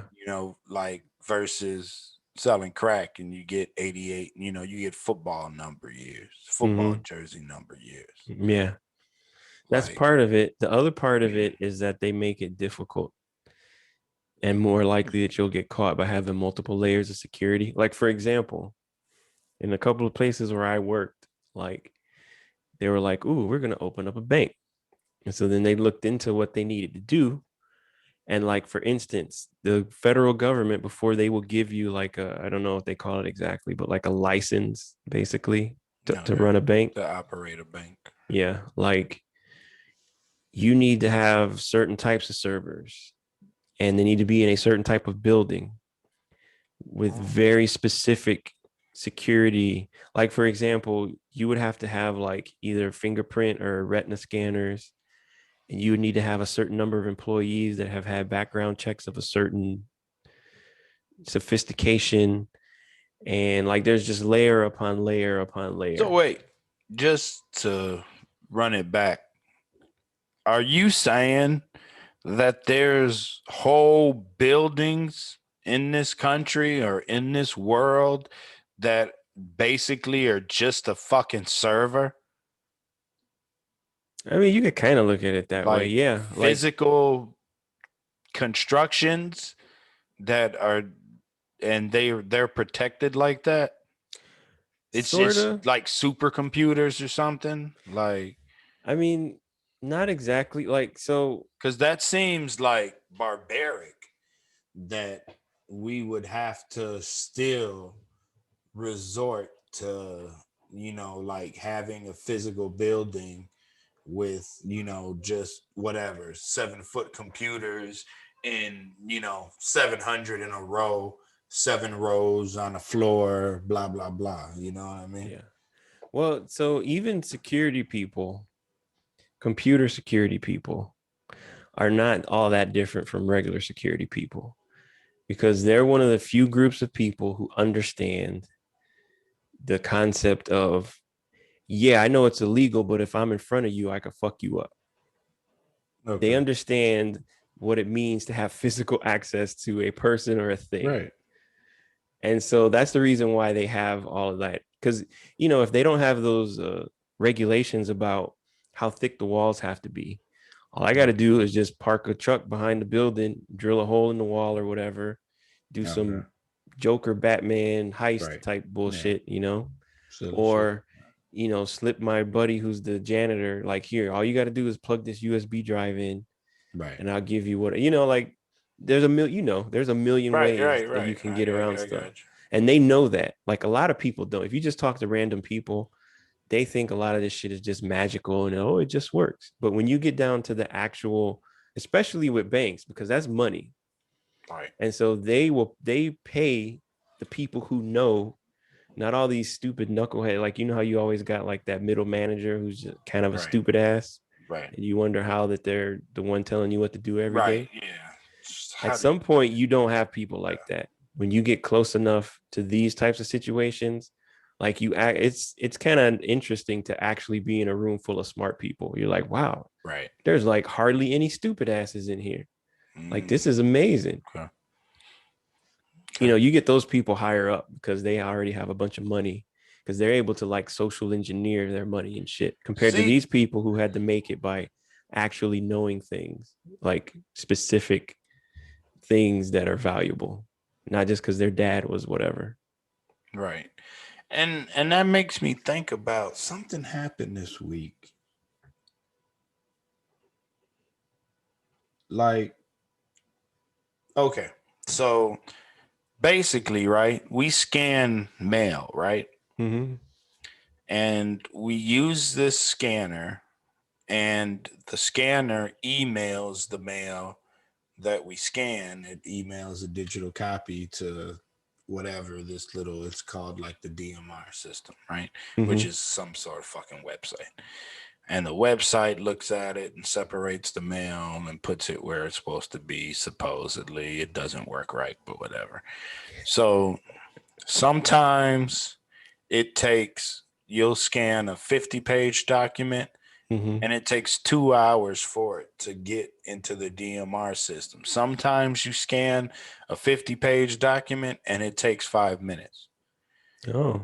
Like, so I was ranting and raving Friday about, because now they had brought that issue up to whatever dumbass lady that is in, she's in charge of teaching people how to use the system or whatever, right?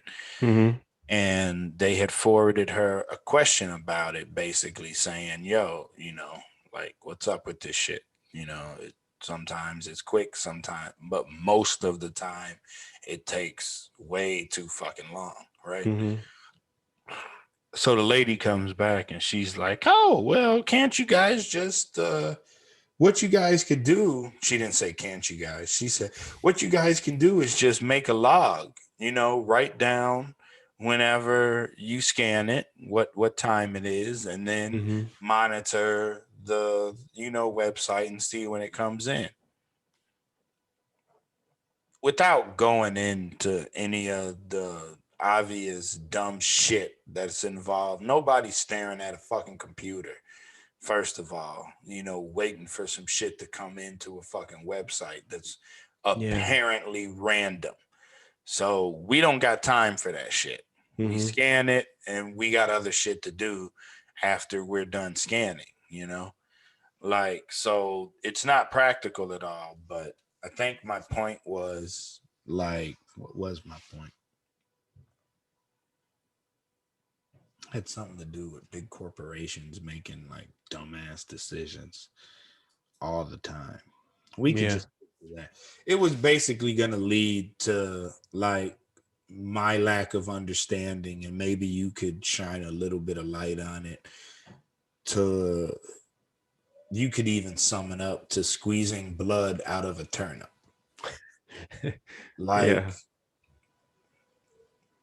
what's up with these companies that just keep, because I think where I was going was that now they're asking us to do more and more and more work. And Mm-hmm. obviously they're not paying us more and more and more and more money for all of these tasks that we pick up every Yeah. single fucking month. There's something new that we have to do, but our salaries aren't different every Mm-hmm. month for some reason. I just can't figure it out. Yeah. But like, because you had said something about, like when you get to that level, of there's like everybody in the room is smart, right? Yeah. Where does that come into play in the corporate sense of things, because why does it make sense to CEOs to, you know, demand maximum effort out of people and literally pay them minimum wage? Like, at what point does it separate itself from common sense? Like, it doesn't make any sense. And there's not too many people that I talk to when I mention it. It's like, oh yeah, that's fucked up. Everybody thinks it's fucked up Mm-hmm. that I talk to. Now, Yeah. I don't know CEOs. I don't know, the senior accountant person, but at what point, where the fuck are these smart people?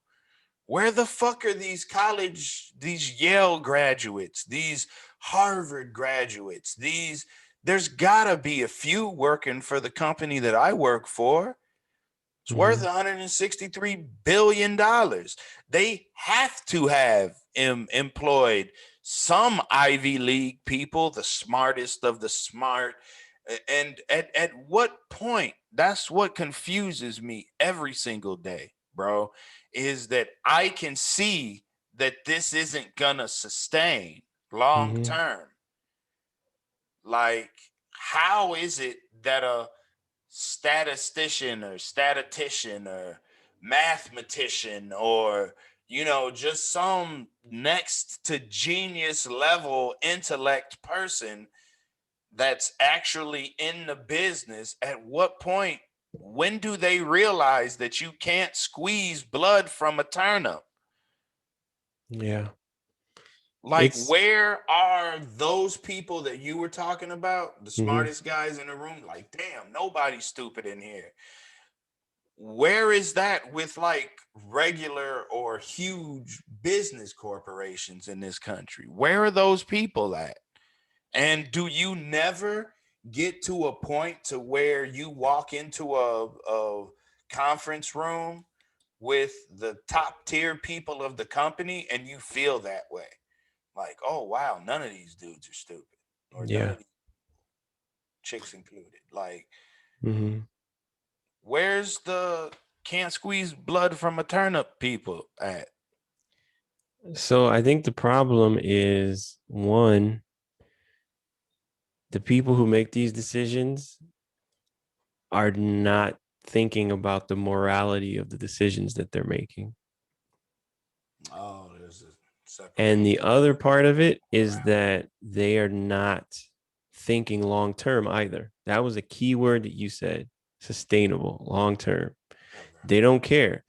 And to give them a little bit of a defense, So they even if just as dumb as niggas on the corner selling drugs. no, it is. But the thing is, like, there's a lot of situations that I've had like arguments with people about stuff, specifically in tech, but Mm-hmm. related to moral stuff.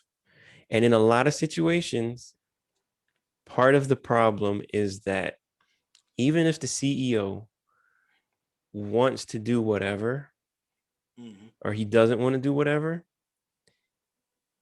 if he doesn't do it, not only can he possibly be taken to court for being like a failure of his job or whatever, Mm-hmm. because to a certain extent you are legally obligated to make as much money as possible every quarter for a Legally? company legally. Like if they can prove that you consciously chose to do certain things that to not maximize their profits, Wow. they can at least get rid of you, but on Oh, occasion they can yeah. possibly I didn't know do that you. there was any type of, like, they could hang you legally for it. I just thought, I mean, I definitely think that it's fucking stupid that they think that CEOs are supposed to grow the company 10 and 20% every single year Yeah. without fail. Like, I was bitching last week because the NFL added an extra week to, so now instead of a 16-week season, there's going to be a 17-week season. Oh And wow. they were saying because they lost $1 billion last year. Yeah. And the way that I see it, you didn't lose $1 billion. You just didn't earn it. Exactly. Yep. But the way that they see it Mm-hmm. is as a loss. And Yep. it's like, that's not what happened. You Mm-hmm. still made what, 500 million, $700 million. That's your profit. Yeah. Didn't do 3 billion because the economy, the world was shut down. So Yeah. you didn't, it's not like bought $1 billion worth of merchandise, and oh fuck, we can't do nothing with it. Shit, Yeah. now we lost $1 billion because Mm-hmm. it's all ruined, or it was in a flood or a tsunami or something, right?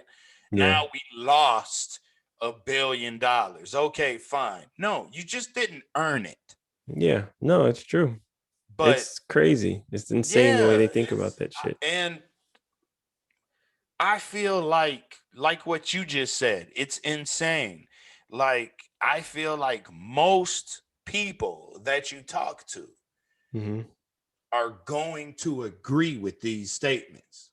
Like, yeah, Yeah. that doesn't make any sense. That's not sustainable. That doesn't make Mm-hmm. any, like long term, you can't, grow 50% a year, and if the CEO's not turning around, 20% profits, we got to get rid of this asshole because he's not a Yeah. go-getter. Exactly. So I get the pressure that is put on CEOs. What I don't get is the people who are putting the pressure on these people to turn around numbers like that when it doesn't make sense to anybody you talk to. So it's like, I didn't go to these schools. I'm not in that Yeah. world, but I can realize that that's stupid. You But know what? it can't. I think you need to look at it differently. How so? It's not that they don't understand it, it's that they don't Okay. care. Because Okay. think about it. All right. Who Well, if that's the thing, It takes you 2 seconds to realize who's going to suffer by adding an extra week to the NFL schedule. right, All those Negroes that we own right. have to run up and down the field. I don't give a All fuck those about them. kneeling ass Negroes, they want to Exactly. kneel for the national anthem. Mm-hmm. And that was a problem I had for a long time. I used to think that these people were stupid and Mhm. not really realize that their key motivations that they just don't fucking care about anyone. That's got to be it then. Yeah. Because, like, for instance, what was it? I think China had said something about whatever back, not, I'm not gonna go on another rant about Asian, hate crimes, but China had said something about no. Lil Nas X. Heard about Mm-hmm. him recently? Yeah, for no good reason. Like, leave that Yeah. little gay man alone. Who cares? Who cares? He's twerking on the devil's dick. Who cares? Like, but so he puts out this shoe. He Yeah, makes 666 pairs of this whatever yeah. shoe that's supposed to have a drop of blood. I mean, Anyway, that's a solid gimmick. The way gimmicks go, it's dumb, but yeah, and so Nike apparently usually doesn't sue people for collaborating with artists mm-hmm. who create shoes. Yeah, Normally they don't. However, Nike doesn't want to be associated with anything to do with Satan. So yeah. they're like, okay, no, we're suing you, cease and desist, all that bullshit, right? Which is dumb because if he bought his 666 pairs of shoes on the whatever wholesale market, like honestly, I think they probably know that they're going to lose, but they have to do it to sort of save face. Okay. Like, hey, we tried. We didn't But approve of that. You see what happened? We right, tried. here's my issue though. You guys want to bitch and moan about Lil Nas X sucking cock on your shoe, right? Mm-hmm. But you're okay with child labor? Mm-hmm. Oh, Like, that's different. I mean, let's not get the two things. We could talk about that a different time. Like, let's not. y'all have literally, and I can't think of the name of the company, but y'all literally installed nets Mm-hmm. outside of your corporate offices for people who are jumping out of windows at work. Mm-hmm. You install nets to catch potential suiciders, right? At the end of which, what? They probably get fired, right? Whoa, you tried to jump Probably. out of a window today, Mr. Huang. Like, Mm-hmm. we're going to have to let you go. Your services are no longer needed. Yeah. Like, you're fine with instead of just changing your policies and paying people more or treating them better, Mm-hmm. you put a net outside of your building to catch people from killing themselves. But at no point do you want to change your policy. Mm-hmm. But God forbid, little cocksucking Lil Nas X, he can't be sucking the devil's dick on camera like that now. Oh no. Gotta draw the line somewhere. We can't have our children making his shoes. Like, are you It's fucking not even kidding me? that. It's all about the fact that it will potentially impact their money because a bunch of religious people are all in their feelings about it and we're like, hey, we don't want them to stop buying our shoes. They don't, honestly, they probably don't care. If all of these people had not made such a big deal out of it, Right. they wouldn't be filing this lawsuit.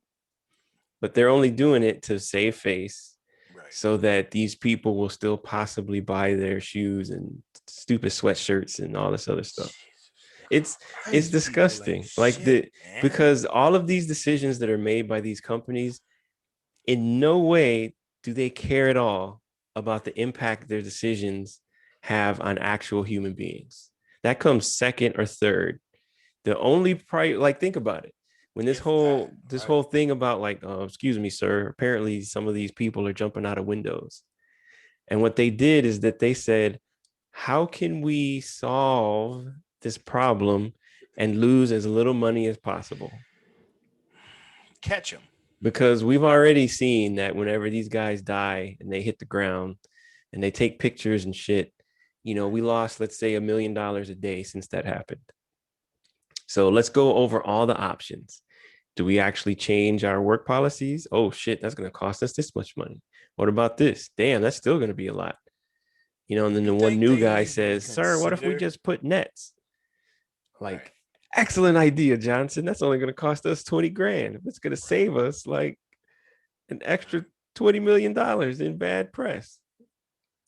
Because then what And we're happens? saving lives. Exactly. So we could feel good. We can go to sleep tonight and feel good. Because then what happens too is that psychologically it changes.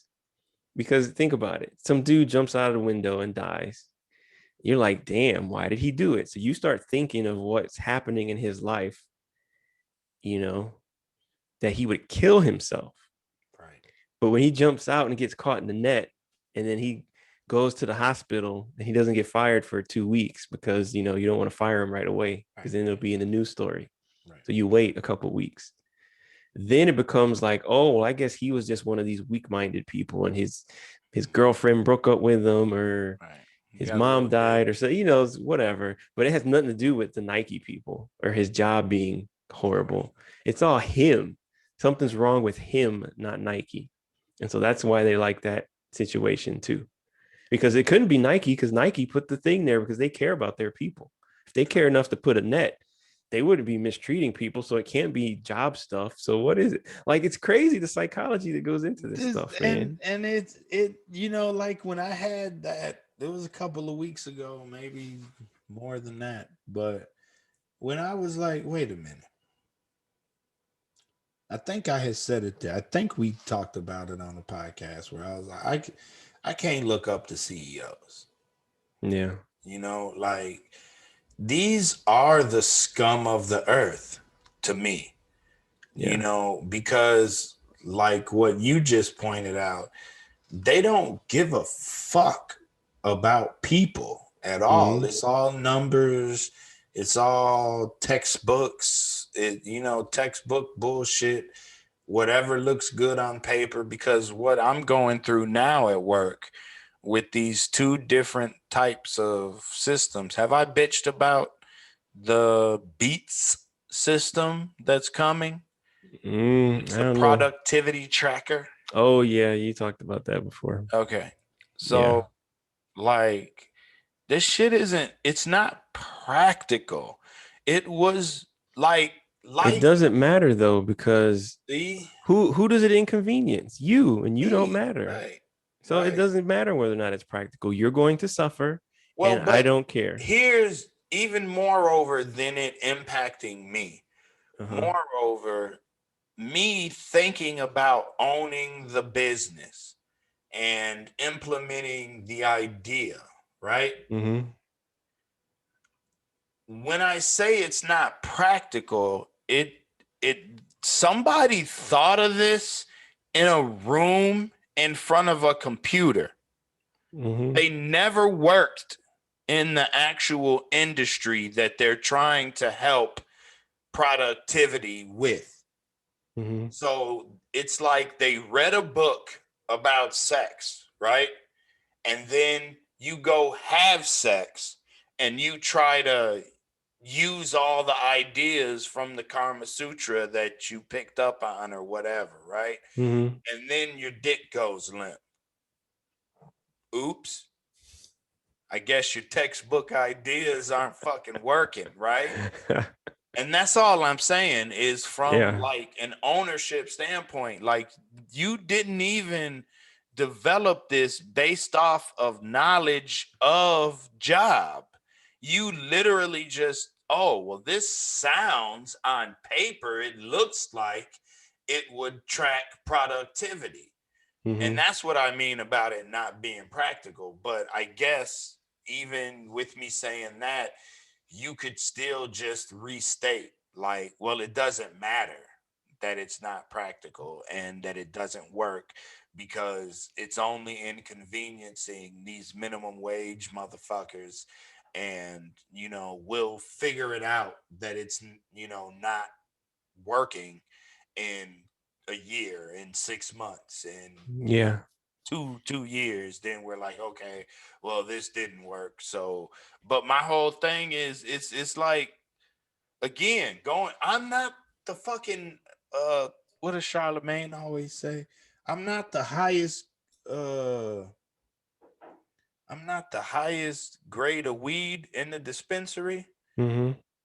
but I not being the highest grade of weed in the dispensary can fucking understand that this is stupid. But yet, again, the ones that matter, the higher ups, can't see that it's stupid. And it's Mm-hmm. not just kind of stupid, it's 100% stupid.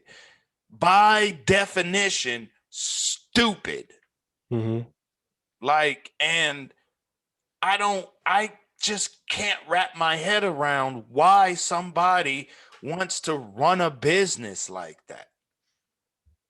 So I think part of it is probably the difference between what ultimately, because you're talking about looking at the business holistically as one whole thing Right. and it being successful and healthy. They compartmentalize But so I don't care about that. okay. Every quarter or every year or whatever, I Mm-hmm. have 5 criteria. I sit down with my manager every quarter and they give me 5 goals. Okay. And whether or not I get paid more money is based on whether or not I hit those 5 goals. Do I care if those 5 goals are aligned with the company? No. Personally, I don't care. I just want to get paid more. The person who has to care about that is my manager. So then you go up another level to the manager. Okay, what about you? You see, when I sit down with my director, I get 5 goals. Okay, this again. All right, let's talk to the director. Right. See, when I sit down with the vice president, VP. I have 5 goals. Okay, this is starting to make sense now. Right. And even whenever you get to the CEO, okay, you're the top guy in the pyramid. So what's your deal? When the board of directors look at my performance, they look at 5 key indicators. Like that's the way all of this shit works. And as long Yeah, as generally it speaking, the is. money number is going up by a certain amount, nobody fucking cares. Honestly, you could be running a business where literally half of the people in your business die every day. Okay. And like, as long as the money keeps, even if you've got lawsuits and bad press and everybody hates you, as long as your money keeps going up every quarter, nobody would care. They would accept it because the only important thing is that the money goes up. And honestly, until the money stops going up the appropriate amount, nobody's going to try to figure out why because nobody cares. You know, like at the end of the day, the people, like a lot of these, because think about it, a lot of these shareholders are like these Wall Street type assholes, and Right. you worked with a bunch of those people. They don't give a Oh fuck yeah. about anybody but They don't give themselves. a fuck. And these are the types of guys who wake up in the morning and get on the fucking quarterly conference call, and they're like, "Yo, why the fuck is this only 11% this quarter instead of 12?" And they start calling people. We need to kick that asshole out and get somebody who's a real fucking mover and shaker. You know, this yacht isn't going to put fuel in itself. Right. You know, like those are the types of people that So ultimately run our entire economy. I Our feel like the economy is run by takeaway. people who are psychopaths. Okay. Yeah. And that makes sense. Mm-hmm. I can wrap my head around, oh, this motherfucker's schizophrenic. Or, oh, Yeah. this motherfucker is, what did they used to call him? Because I know they changed the term. They don't use sociopath anymore. It's disassociative. Dissociative disorder. Yeah. Yeah. But, you know, this is a sociopath. This Yeah. motherfucker disassociates, people. Mm-hmm. Like, and I could wrap my head around that, but it's still crazy Yeah. that literally all the people in the top brass of everything are fucking crazy. Yeah. It That's is. crazy. It That is. those people who are at the top of our society are fucking crazy. Literally insane. Mm-hmm. And I could wrap my head around, oh, I work for a crazy motherfucker. Okay. All right. I get it. I Yeah. work for the Joker. If Like, you work for like a Fortune 500 or whatever company, you pretty I much do. work for the fucking Joker, honestly. That is perfect. I work for the Joker. That's why all of this makes sense to them, Mm-hmm. because that is them. That might help me a little bit though, to be Yeah. honest with you, because every day I'm just like, I'm always beating myself up about, look, I'm not the smartest dude in the world, but Mm-hmm. this shit doesn't make sense. Yeah. Like, it just doesn't. They just keep taking other people's jobs literally, not making the shit up. I'm Mm-hmm. not being grandiose. I'm not being a drama queen. They're literally taking jobs from people that get paid 60, 70, 80,000 dollars a year and telling us to do it. Mm-hmm. And then they add to it. And then they add to it. It's like, Yeah. yo, y'all aren't paying for this.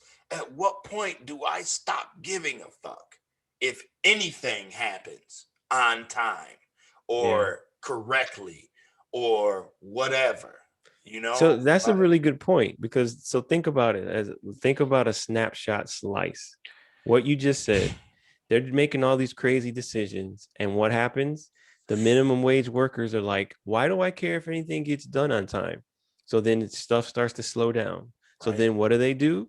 They bring in this stupid timing system that you just talked about. Right. Do you see the types of decisions that they're making? Instead of trying to figure out why stuff is taking longer, we're just going to try to brute force them to do shit quicker. And I was telling Lydia the other day that it's difficult for me to just go to work Mm-hmm. and do my job and go home because I'm literally at the bottom of the barrel Mm-hmm. and I get every single day some new shit and it's basically bullying. And that's all it is. You don't Mm-hmm. like it, leave. You don't like it, leave. Do this extra shit or quit or get fired for not doing it. And that's the constant threat. Always, always, always. How does my Mm-hmm. manager say it? Oh, well, we're here to provide a service. Let's think positive and, let's just be positive about it. And this is Uh-huh. what the company wants. And this is, but we're here to provide a service. No need to be negative. Mm-hmm. Like that's how it's given to us. And it's Yeah. just no, that's piss. No, you're pissing in my face. That's what that is. You're not squirting a water bottle in my face. That's piss. It's urine. Yeah. Like, so it's difficult being the one who's receiving the bullying Uh-huh. to be able to also identify it and overcome it. Yeah. And that's kind of my biggest struggle on a daily basis is, I realize that I'm going somewhere and that apparently now I'm going to start saying that the Joker is running, and the Joker is doing Joker like shit to me every single day. Mm-hmm. And it's difficult for me to forgive him. You know what I'm saying? Well, And just kind of be like, okay, this is just how it is. All right. All right. Okay. All right. All right. We're here to serve. All right. Okay. All right. All right. Now I got to yeah. suck his dick too. Okay. Now, jiggle the balls next time. Got you. Oh, okay. Tickle the asshole. Got you. Oh, okay. Play with his toes while I tickle the asshole and jiggle the balls with my tongue while the dick is deep throated down my fucking throat. Like, I got you. Yeah. Multitasking. You know, that's one of the reasons why unions are valuable, specifically if they're done Don't get me correctly. started. Because here's the thing, like, yeah, so we want you to do this new thing. Oh, you do? Tell me about it. Okay, cool. Yeah, we'll start doing that tomorrow. Call up your union person. Like, look, these motherfuckers just told me they want all of us to do whatever. Like, oh, really? Let me go check the contract and see if that's covered under the contract. Right. And I'll get back to you. Right. What do you know? That's not under the contract. So you know what? And then what happens is the union guy comes around and he talks to every single person who's impacted. And he says, tomorrow, you do not do that. And if they have a problem, you tell them they need to come talk to the union. I get the ideal of a union. I just have negative experiences I with mean, that's true. unions. It's not like And everything you said, it gets corrupted.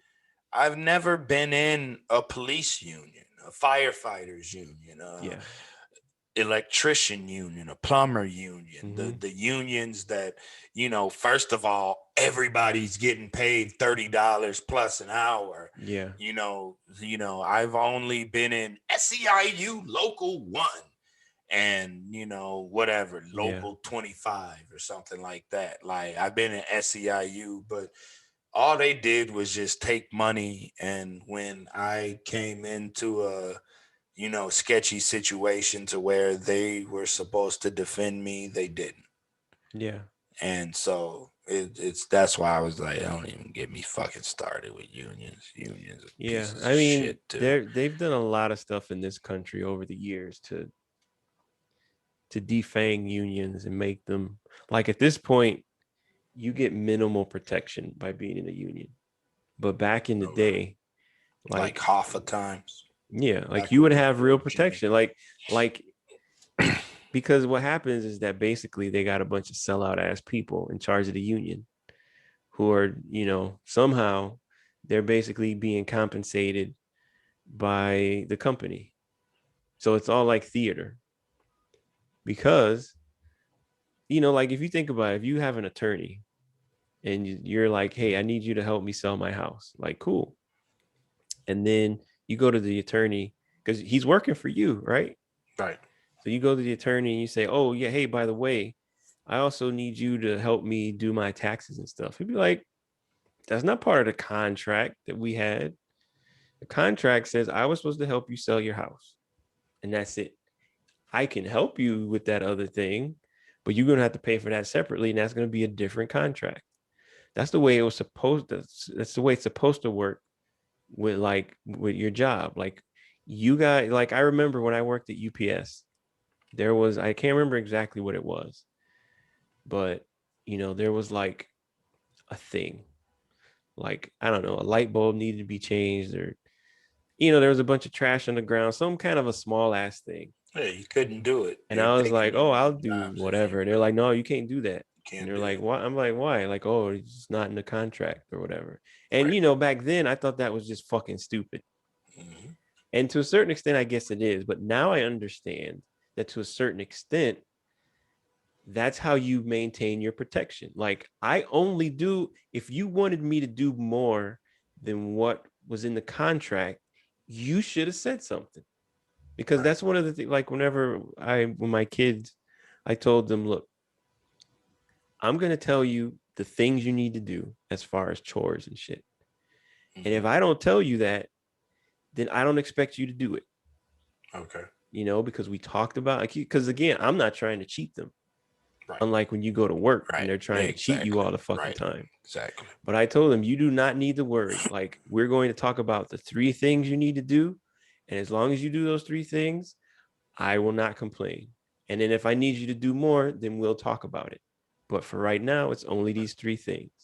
And that's the way it's supposed to work. But, if you're a psychopath Right. and You you're don't give trying a to fuck. Right. squeeze fucking blood out of stones all the Right. time, you know, then you're looking for any Taking a way. stone and trying to twist it. Uh-huh. Like, you made a rock look like a towel? Is The that even fuck? possible? Wow. Like, There's so many aspects of our society that have been just screwed up so because of couple money. things. One, I want to ask you, like, what does that leave for our children? Does this get any better eventually with these snowflakes coming to power? And, by snowflakes, I mean these monkeys that are basically cancel culture, coming in and trying to stop everything and everybody from saying this and saying that. Obviously, the generations are changing, Mm-hmm. but this psychopaths running, I've heard a bunch of people say, oh, this is alpha males. Alpha males run. Well, alpha males are fucking psychos then. Yeah. And if they're the ones that are on the top of the society, then this never changes ever for anybody. So Not two for our things. children, not for anything. Two Huh. things. The first thing, I want to try to give you a little bit of hope. Okay. I In appreciate hope that. in humanity. All right. So I read this fascinating article one day, and it was talking about alpha males, but specifically it was talking about alpha male gorillas. Okay. And now, just to state that's kind of obvious, the reason why this is relatively important is because we share a shitload of DNA Right. with primates, apes, Right. and more so with chimpanzees, but still apes too, Correct. a little further away. But I think it's still over 90%. With chimps, it's like 98%. But I think even with great apes, it's still like 90 something percent. I'm not sure, but All right. it's more than horses, right? I'm with you. So they did a study of the behavior of these alpha males in these, I forget what they call them, like gorilla families or Whatever. herds. Groups, I don't know what the tribes, exact word is herds, for whatever. Right. A herd group of of gorillas. right. And what they discovered was kind of surprising to them because they Pack. had this idea, this outdated idea about alpha males and just punching motherfuckers all the time and shit, right? Right.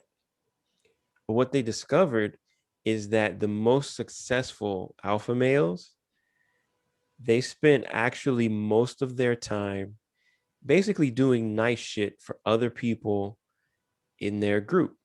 Hmm. Like for example, there were like two other apes. I don't remember if they were male or female, but they got into a fight or whatever, or fighting and stuff. And so then, like one of them like lost and stuff.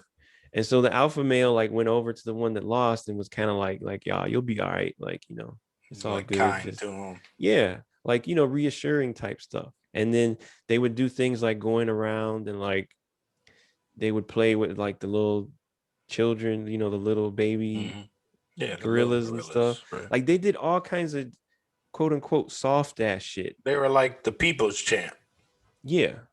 Like instead of like, because there's this perception that to be an appropriate alpha male who, and if you take it for what it is, an alpha male is supposed to be the one who's in charge of the group. Right. There's this perception that you're supposed to be this almost like a cannibalistic Asshole. Right. asshole. But it turns out that in nature, specifically with primates, the most successful ones are actually the ones that spend a lot of time nurturing the other people in the group.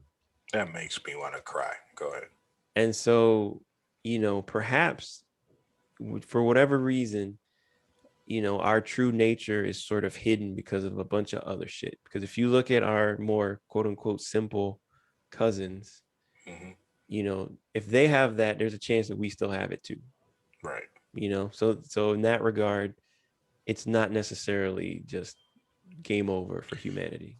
And every time I'm, standing around bitching about rich people and Mm-hmm. billionaires, I just want to believe the same way with the same intensity that I want to believe in aliens. I do believe in aliens, but whatever. Mm-hmm. The same in intensity, like that there has to be somebody who's at the top of some company, who's some billionaire, who isn't just a fucking psycho joker motherfucker. Like that there has to be a billionaire that actually cares about people.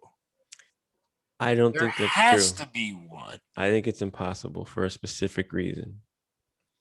I don't think it's possible to amass $1 billion and still care about people. So that ties into this. I don't know if you've heard people talk about like billionaires shouldn't exist. Right, yeah. It's a similar concept. The fact that you have $1 billion, there's no way to make $1 billion without cheating shitloads of people. You don't make Right, $1 billion without having children work for you.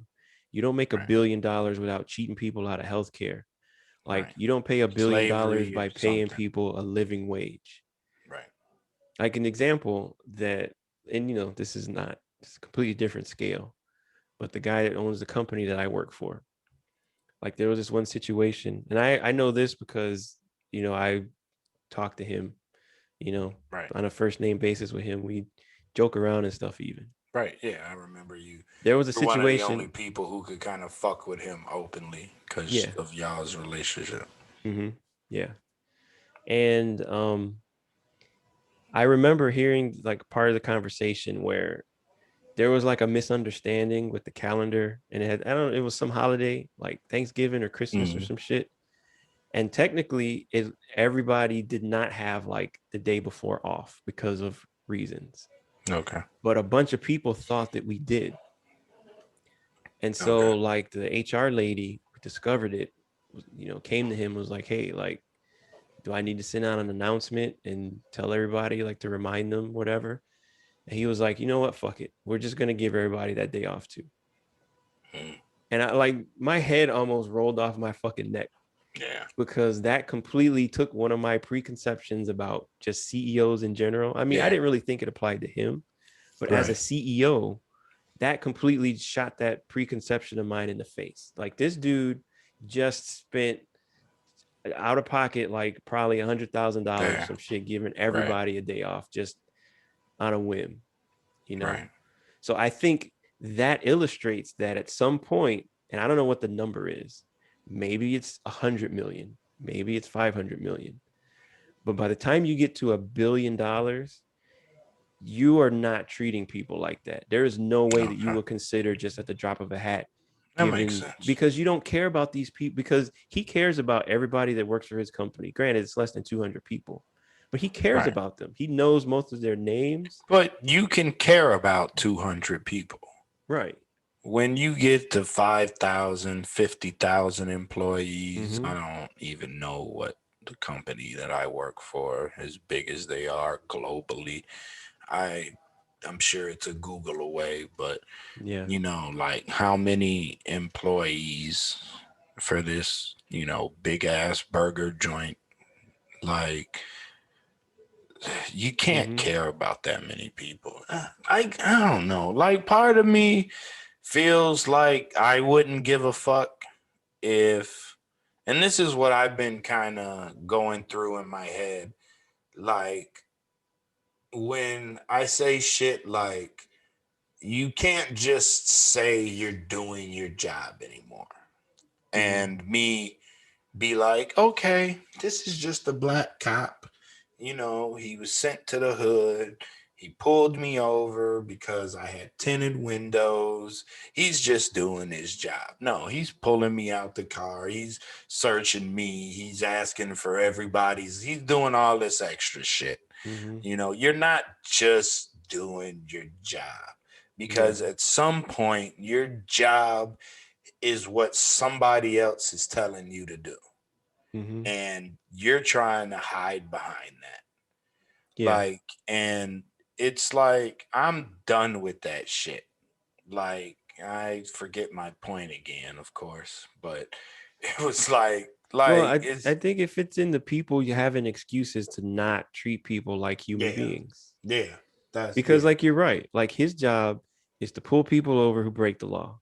right, It has nothing to do with taking out, how people used to call you a fucking house nigger or whatever. And so right, now you're gonna just harass black people because you right, got some weird self-hatred thing because you grew up like Carlton, or like right, whatever your problem right, is. Your dad right, used to punch you in the face, like whatever your right, problem is, that you take shit out on people. right, And that's where you get into, like, if they just started actually enforcing the rules they already have for the police, bad cops would just start to disappear overnight, right. because these motherfuckers can't help themselves. And a They lot of them have been can't abusing the system for 20 years. So with there's no way impunity, they'd be able to walk a straight line for a right, week without, at nope, all, see, you're gone, Johnson. right, Fucked up. But they right. won't do that, you know? I had made the statement the other day. I was talking about uh something similar, and it had basically come down to me saying that something similar to just not being able to just do your job, and your job's fucked up and it's affecting a bunch of fucking people, and you can't just hide behind that anymore. Mm-hmm. Like it's just too much. Like I forget my point, but this is twice in a row. That's starting to piss me off. But especially because this I feel so passionately about, but like all in all, it helps with me looking at, CEOs and corporate people as the Joker, Mm-hmm. because that dude is insane. And every single day I go to work, and again, I think one of my points that I was trying to make a while ago was that I'm basically going to start taking the side that I'm actually on. I Mm-hmm. am a minimum wage worker. Mm-hmm. So I'm going to feel those people and their problems, Mm-hmm. because their problems are actually my problems. Mm-hmm. And it makes no sense for me to be a company man. And like, even Lydia pisses me off sometimes because I'll tell her something crazy. These motherfuckers want me to do A, B, C, D, blase, skippy, blah, blah. And then she'll be like, well, I mean, that makes sense because of blah, blah, blah. I'm like, what the fuck are you talking about? It doesn't make fucking sense. They're not paying me anything, and Yeah. it's just blows my mind. But she sees it from a corporate standpoint, almost from, I guess, from like the inside looking out, and she can, at least, though she doesn't agree with it, let me not toss her Yeah. all the way under the bus, only halfway. but she doesn't, she understands it from a corporate perspective, but doesn't condemn it. And that's when I get upset about it, Yeah. because she doesn't condemn it. Mm-hmm. Like, she just basically, oh, well, they probably do that because of ABC. That makes sense to her. To Yeah. me, it's like, but they're fucking me in the ass. No Vaseline. Can Yeah, you but get some Vaseline's KY? expensive. Right. Like, but for her, she's like, well, I mean, sometimes it hurts going in, right? You know? And like on the one hand, there's something to be said about having a positive attitude, right? Right. And trying to not assume the worst.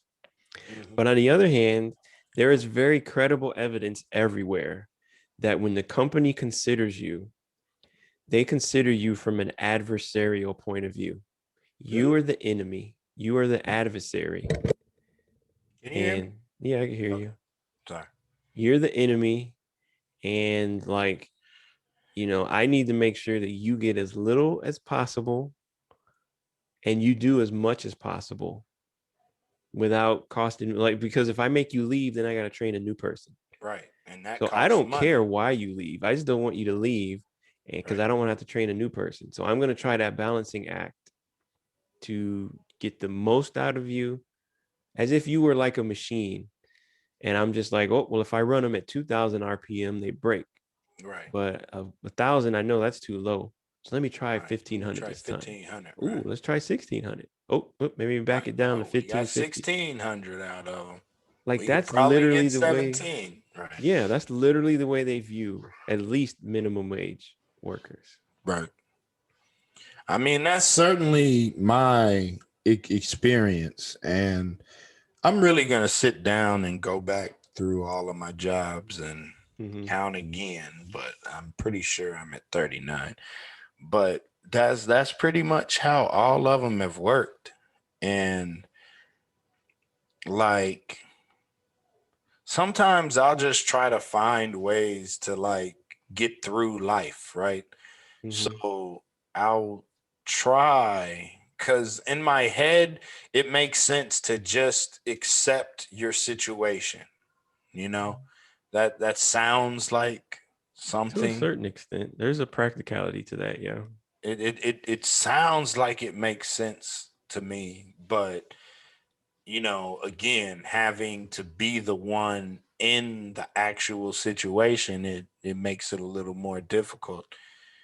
But like, and I'll even be like, but then I get hit with like, All right, hypothetically, walk with me for a minute. Mm-hmm. Hypothetically, right? What if this is as good as it gets for me ever? Mm-hmm. Then, if it never gets any better at all, Mm-hmm. then I would have wasted countless hours being angry. So part of me is like, oh, well, just accept your fucked up situation and, cut out all of this bullshit with you being able to do something else and make a bunch of money or whatever in the world. Just if hypothetically, if this is as good as it gets, then I'm wasting too much time being angry. If that's the case. If it's not the case, then the anger is justified because I'm hanging on to some sort of dream, you know, or, something like that. So Mm-hmm. hypothetically, maybe when I'm 45, I'll have a different job and I'll be making decent money and whatever. The world is all sprinkles and cum shots. But Mm-hmm. it's just like that's where I go sometimes. Like, is Yeah. what if this is it? Like, Well, then I need to try to find a way not to be so angry and to be more accepting of the situation so that I can live in the moment. Because sometimes I'm just so pissed off at this shit that we're talking about, like that I feel like that's my life most weeks mm-hmm. is just a tirade of me being pissed off at how shitty my life is. So here's a question. Do you feel that in any way you have a choice in whether or not you're angry about it? Yeah. Okay. So then the next question is, what value does that serve in your life? How does it improve your life in any way? I don't think that my anger improves my life. I think that, and I've actually thought about this a little bit. I Mm-hmm. think that, like, as a child, Mm-hmm. you're not allowed, or as a child, I wasn't allowed to have an opinion Mm-hmm. about anything. Yeah. This is what's going on. Shut the fuck up. If you don't like it, whatever, you Mm-hmm. know, move on. But that seems, to kind of be the same shit that I'm living in now, only it's not, Paulette and Cicero telling me to do something that I don't want to do. It's, whoever is signing my fucking paycheck, right? Yeah. So I feel like I was raised to be, kind of subservient, and I have never liked it, and that it was taught to me. But as far as it having a benefit, I don't feel like it's beneficial. I feel like it's usual, it's casual, it's what I know. I know, and I can take an emotion and turn it into anger and process it easier because I'm so used to compressing my anger and Yeah. trying to hold it in and not punch somebody in the face or shoot up a crowd of people. Or, I was trying to write a joke earlier this month about, like, being sympathetic. Like, aren't you kind of sympathetic whenever you hear about a mass shooting? You kind of like, Mm-hmm. I could see why he would do that. Like, it's like one of those things. So I feel like I've just I'm just used to suppressing anger so I can turn something into anger, and it's easier for me to suppress it at that point. Yeah. But do I think it's beneficial? No. I think that it's just something that I'm used to and something I got that's you. common. You Well, it's know, definitely I don't common I because, don't think that it's beneficial though. yeah, most men are socialized to believe that the only emotion that they are allowed to exhibit publicly is anger. Anything else makes you a pussy Okay. or you're gay or whatever. Right. Yeah. So you can be angry and punch shit. That's acceptable. That's fine Right. because that's alpha male shit, right? It's like that dude that said about the guy that shot all them Asian people. He was like, he was having a bad day. Did you really just get on TV and say that? He's having a bad day? All right, man. Hey, I mean, he's just, he's just a white guy. He's frustrated in the world, can't get ahead. We all know Can't how get that ahead. is, don't we? Just having a bad day. Yeah. If All he was right. a black guy, he would have been a monster. Yeah, right. Exactly. Yeah. But yeah, like So yeah. I mean, that's normal. But the other thing I was going to ask you is, it's fine.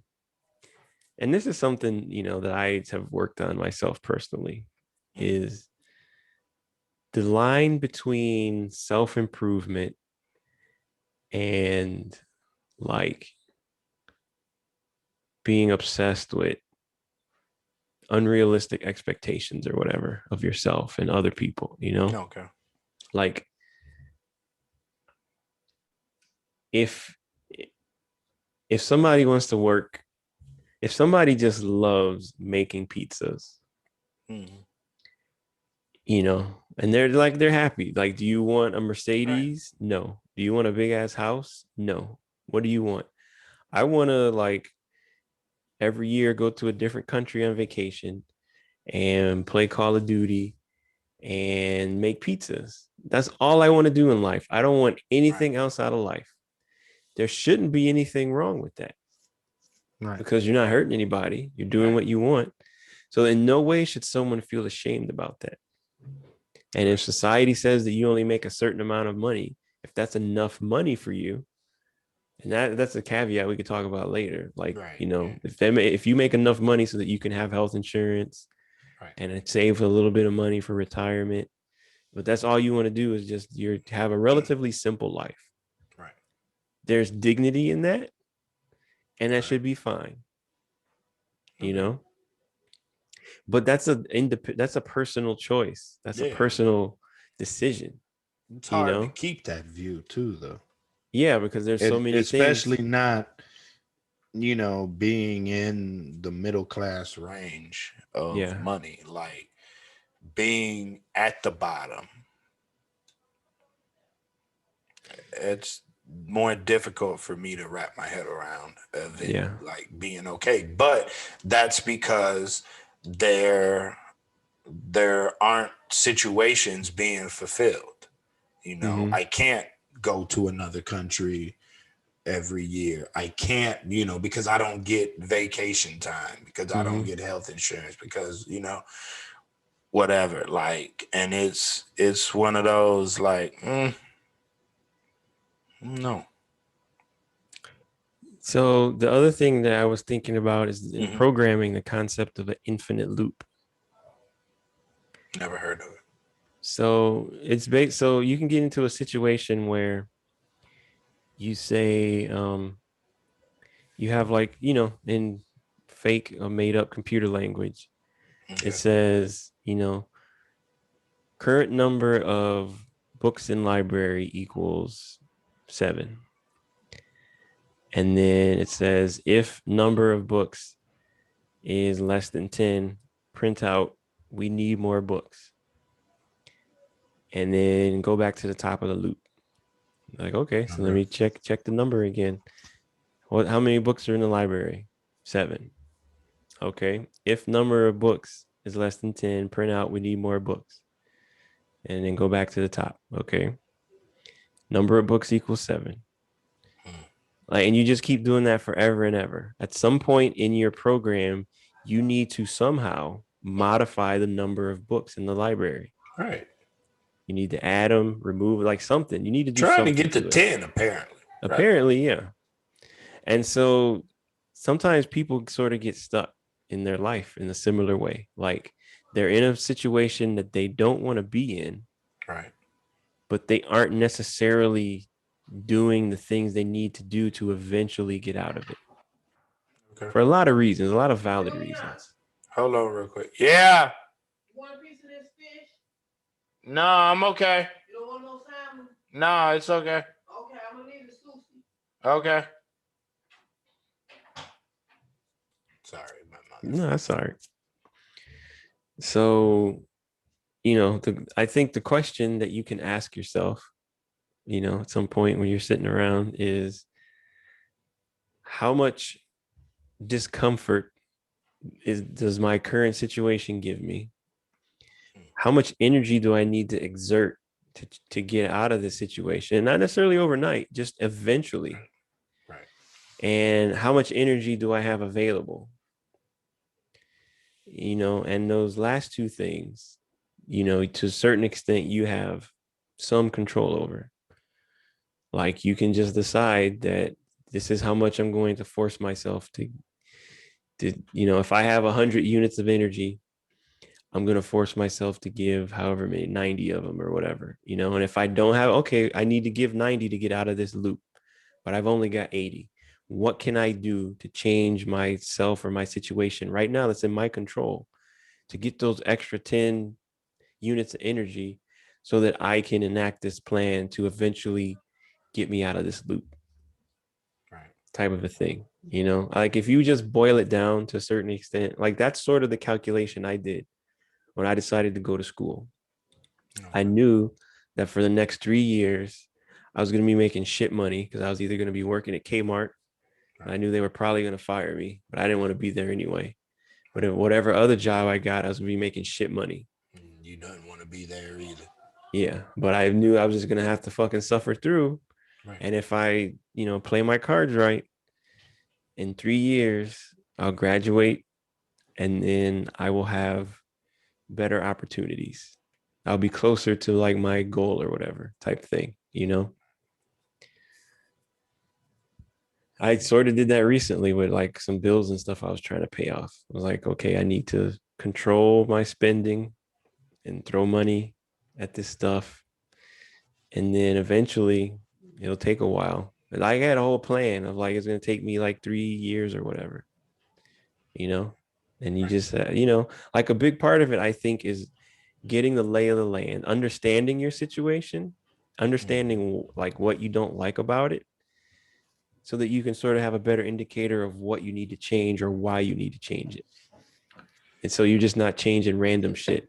Like, I hate my job, so I'm going to stop drinking Kool-Aid. Like, what the fuck is that going to do? Like, you need to change something that's related to like your problem. Reminds me of that speech that you had me listen to a long time ago that I never forgot. What was it, like the summer and to the class of 1997. Yeah, I think I remember what you're talking about. And where it was like sunscreen, he was talking about sunscreen. Yeah. And in it he says, what was the point that you just made? He says that's as effective as trying to solve an algebra equation by chewing bubblegum. Yeah. Mm-hmm. Like, that's what you just said made me think. Mm-hmm. It's like, so it's like for me, right? And I think about my situation. I got like 2 or 3 coworkers who are constantly trying to get me to go to open mics and do stand up or something. Mm-hmm. Because all I do at work is, try to like crack jokes and riff and all of that shit. That's all I do. That's how I get through it. And my hesitance to, even trying to think about starting in comedy is the road. Everybody who's ever made it to anywhere in comedy, it's taken them 10, 15, 20 years. And I just don't feel like I got that in me. Like I don't got the energy for that. Like Mm-hmm. to chase something that long. Like I don't feel like I got the dedication or the motivation anymore. Maybe when I was in my 20s and I was a go-getter and trying to start companies and driving all over the place and like Mm-hmm. moving and shaking like I was. But a lot of the reason now I don't have the energy for dreams anymore. Like that's how I feel. If I had to sum it up, like I don't have the energy for dreams anymore, and that's probably because I've failed at so much stuff, you know. Mm-hmm. And there's been successes here and there. I don't try to take anything away from myself either. I've lived quite a life, like, but in terms of like starting over, I just don't feel like I got it in me anymore. Like, Yeah. and that, like, because one of my coworkers was like, oh, well, hey, why don't you apply to the railroads and, blah, blah, blah. Because, railroad jobs are really good, right? So, and I had told them, like, unless I'm getting a job that's paying me $10 more per hour, like, I'm not going to leave this job, leave a $14 an hour job to go to a $16 an hour job, because at $1 for 40 hours a week, times 52 weeks is 2,080 hours a year, and you turn that into $1, that's $2,080 at a 40-hour a week job that it's changing. So I go from 14 to 16, I'm only making four more $1,000 a year after Mm-hmm. taxes. That's what, 3,200. You know what I mean? Like, Mm-hmm. that's not going to change my life. Yeah. That's not going to correct what I currently view as my issues. Now we start talking 10 grand, 20 grand. Okay, fine. That's worth changing for. But I'm not going to leave 114 and go to because they pay 15, and leave the 15 because they pay 17, and leave the 17 because they pay 19. And it's I don't look, I'm broke. Let's just accept that I'm broke. Like, but whether I make $17 an hour or 14, it doesn't fucking matter to me. I don't want to work hourly. I don't want to be paid based on an hour's worth of anything. Like, I want a salary. I want to be paid in a contract that, oh, you come do an appearance and you get 50,000. I don't give a fuck about hourly wages. That's no way to live. I already know that. Like, so I don't give a fuck about, what bullshit hourly wage that I make, whether it's, anything under 30 fucking dollars an hour, it doesn't fucking matter. I mean, 25, like once you breach the mid 20s, then, for my situation, then it does kind of change. But outside of that, if it's below $20 an hour, what the fuck? Doesn't matter. You're not making shit. You're broke. Just fucking sit down somewhere. Mm-hmm. Like, and that's what I was explaining to him, why I won't just keep applying and keep applying and keep applying to all these fucking places that are all, union jobs and all this other shit. Like I get exhausted with all of that shit. Mm-hmm. And it's like, unless there's somebody saying, "Hey, I got an opportunity for you. I know you're a good worker. I want you to come and work for the place that I work, and we get paid $25 an hour. I could get you in." Okay, then I'll take the time and I'll apply and do the drug test and do this and do that. That's fine. But and to me, that's how the world works. If like you're not getting pulled into a company, like you're not gonna get not not having any fucking college and shit like that. You know what I mean? Like Mm-hmm. maybe it's different for people, with college degrees and shit, but I don't know. It just hasn't. That shit just. I don't think if I make it, I don't see that being it. Not by some sort of job. So you made the comment about being pulled in, right, to a job. And so the question is, and this is a rhetorical question, is whether or not you can do anything to catch the current so that you get pulled in. Maybe you can, maybe you can't. That's something to think about. But here's the other Right. thing. Being a programmer, Mm-hmm. being in a situation where I have to like solve problems essentially, and a lot of times it's abstract. Because of that, it's easy to look at because it's not my life. It's like, how do I get this information into this other thing, but then it don't want to go in there because of this reason and all this other kind of contradictory shit, and I got to figure it out, right? Okay. So sometimes I find myself in a situation where I look at it and I'm like, well, obviously I need to do it this way. So, because this is how you normally do it. That's what I tell myself. And so then I start doing it and I get like 90% done.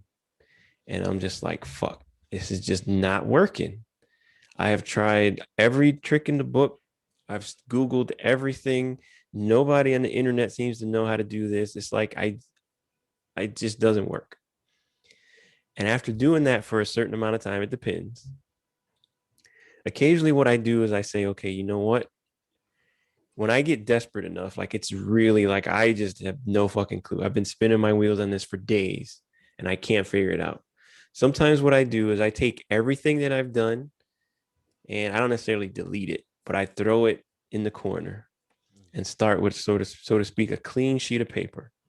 Right. And I say, let me think about this again, because I have the feeling that I took some things for granted that were not necessarily true.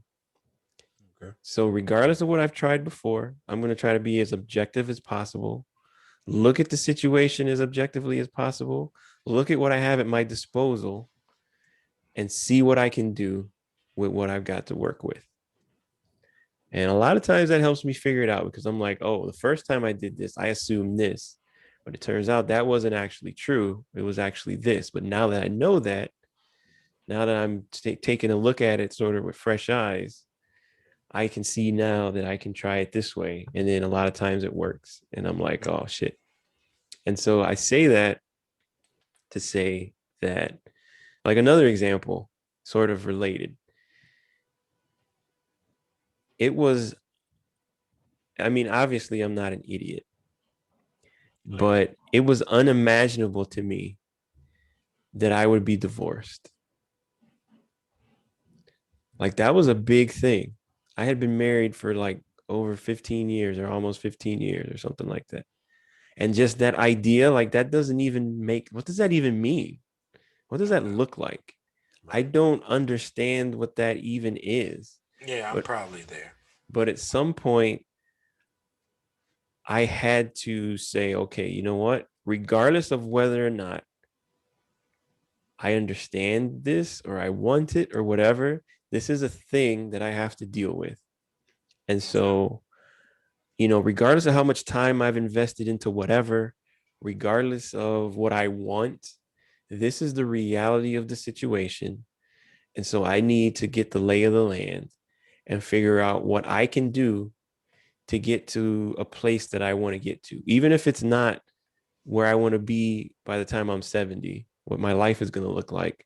I need to figure out what my life is going to look like next year and in 5 years or whatever, when my kids are, by the time they get to be 18 or whatever, you know, and especially because our economy is just all fucked up, like that's part of the reason why like a lot of young people can't get a fucking job because they got to compete with people my age for bullshit Right. ass jobs. Right. And who are you going to hire? A fucking kid Right. who will be like, well, I don't want to do that. Like, I want to go to a party, or some old Exactly. person who's had the Gonna shit be beat out of them calling their off whole every life. fucking other week. Yeah. Right. And so like, maybe this is a situation where what you can do, because you are not wrong to say that to a certain extent, you're wasting your time if you don't try to make a move of a certain size, so to speak. Right. But what about if you can look ahead 4 jumps, so to speak, and like playing checkers or chess? Okay. What if you can look ahead 4 moves and like, yeah, right now I'm only moving $1, but that puts me in a situation where I actually have some runway ahead of me to make Right. more money compared to here. I will never make more than $15 or an extra dollar or two, no Right. matter how many years I fucking Yeah. stay. And No, that's there's assuming they don't. literally a lady who works with me.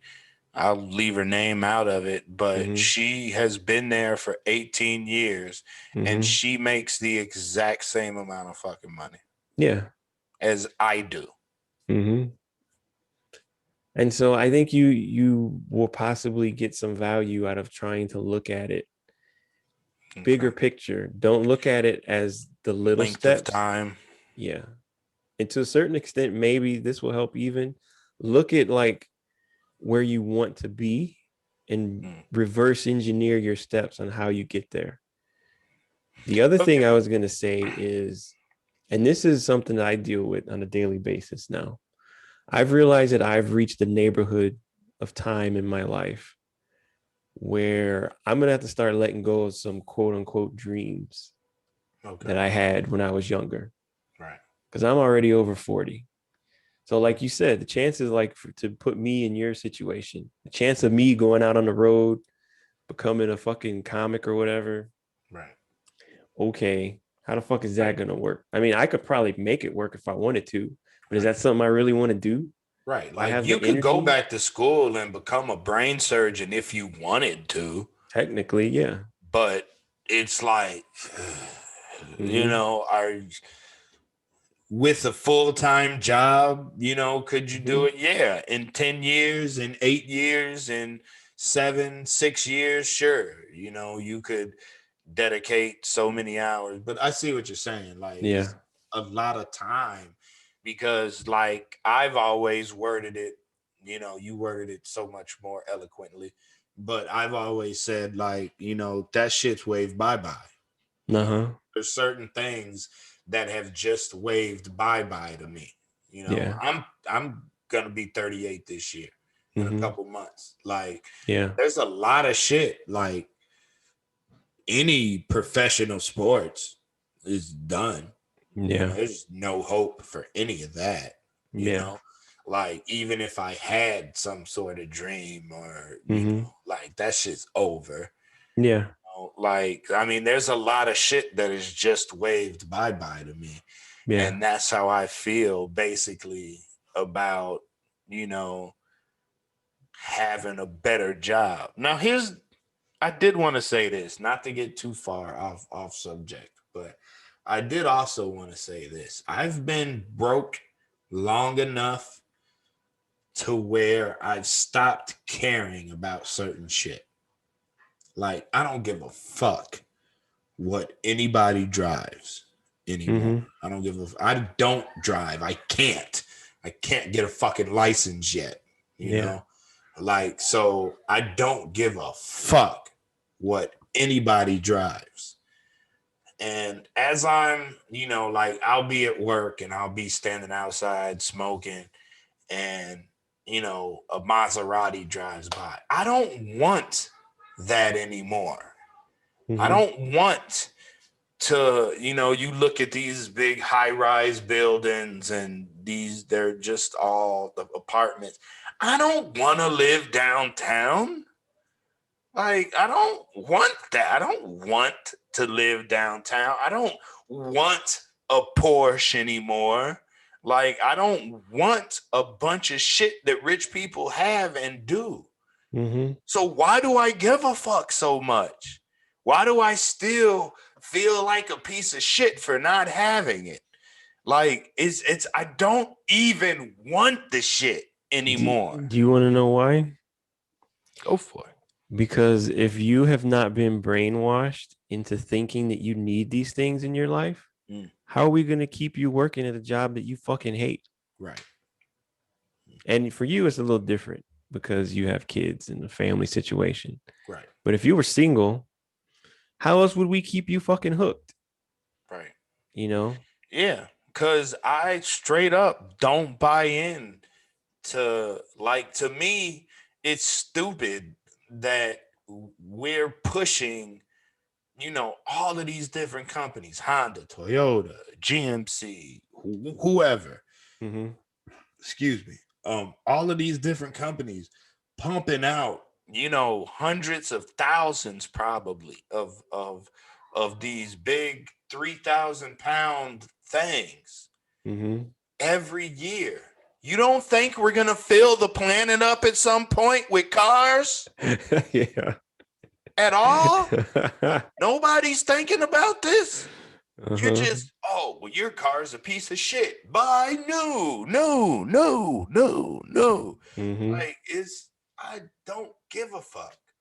Yeah. It doesn't, I don't look at people who are driving down the street and they're in a Bentley, because I see Bentleys all the time over there.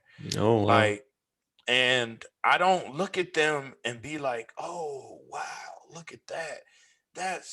I look at it and be like, what a waste of fucking money. Yeah. You could have got an Explorer and been doing the exact same thing in your fucking Bentley truck. Mm-hmm. Like, you're just a target the way that I see it. Because again, I'm from the world that's on the bottom. Mm-hmm. So to me, like all of these rappers flossing this and flossing that, you better shut the fuck up before you end up like that Pop Smoke nigga. Yeah. Because he's flossing and flossing and flossing, and they took it. Oh, yeah. They got it and his fucking life.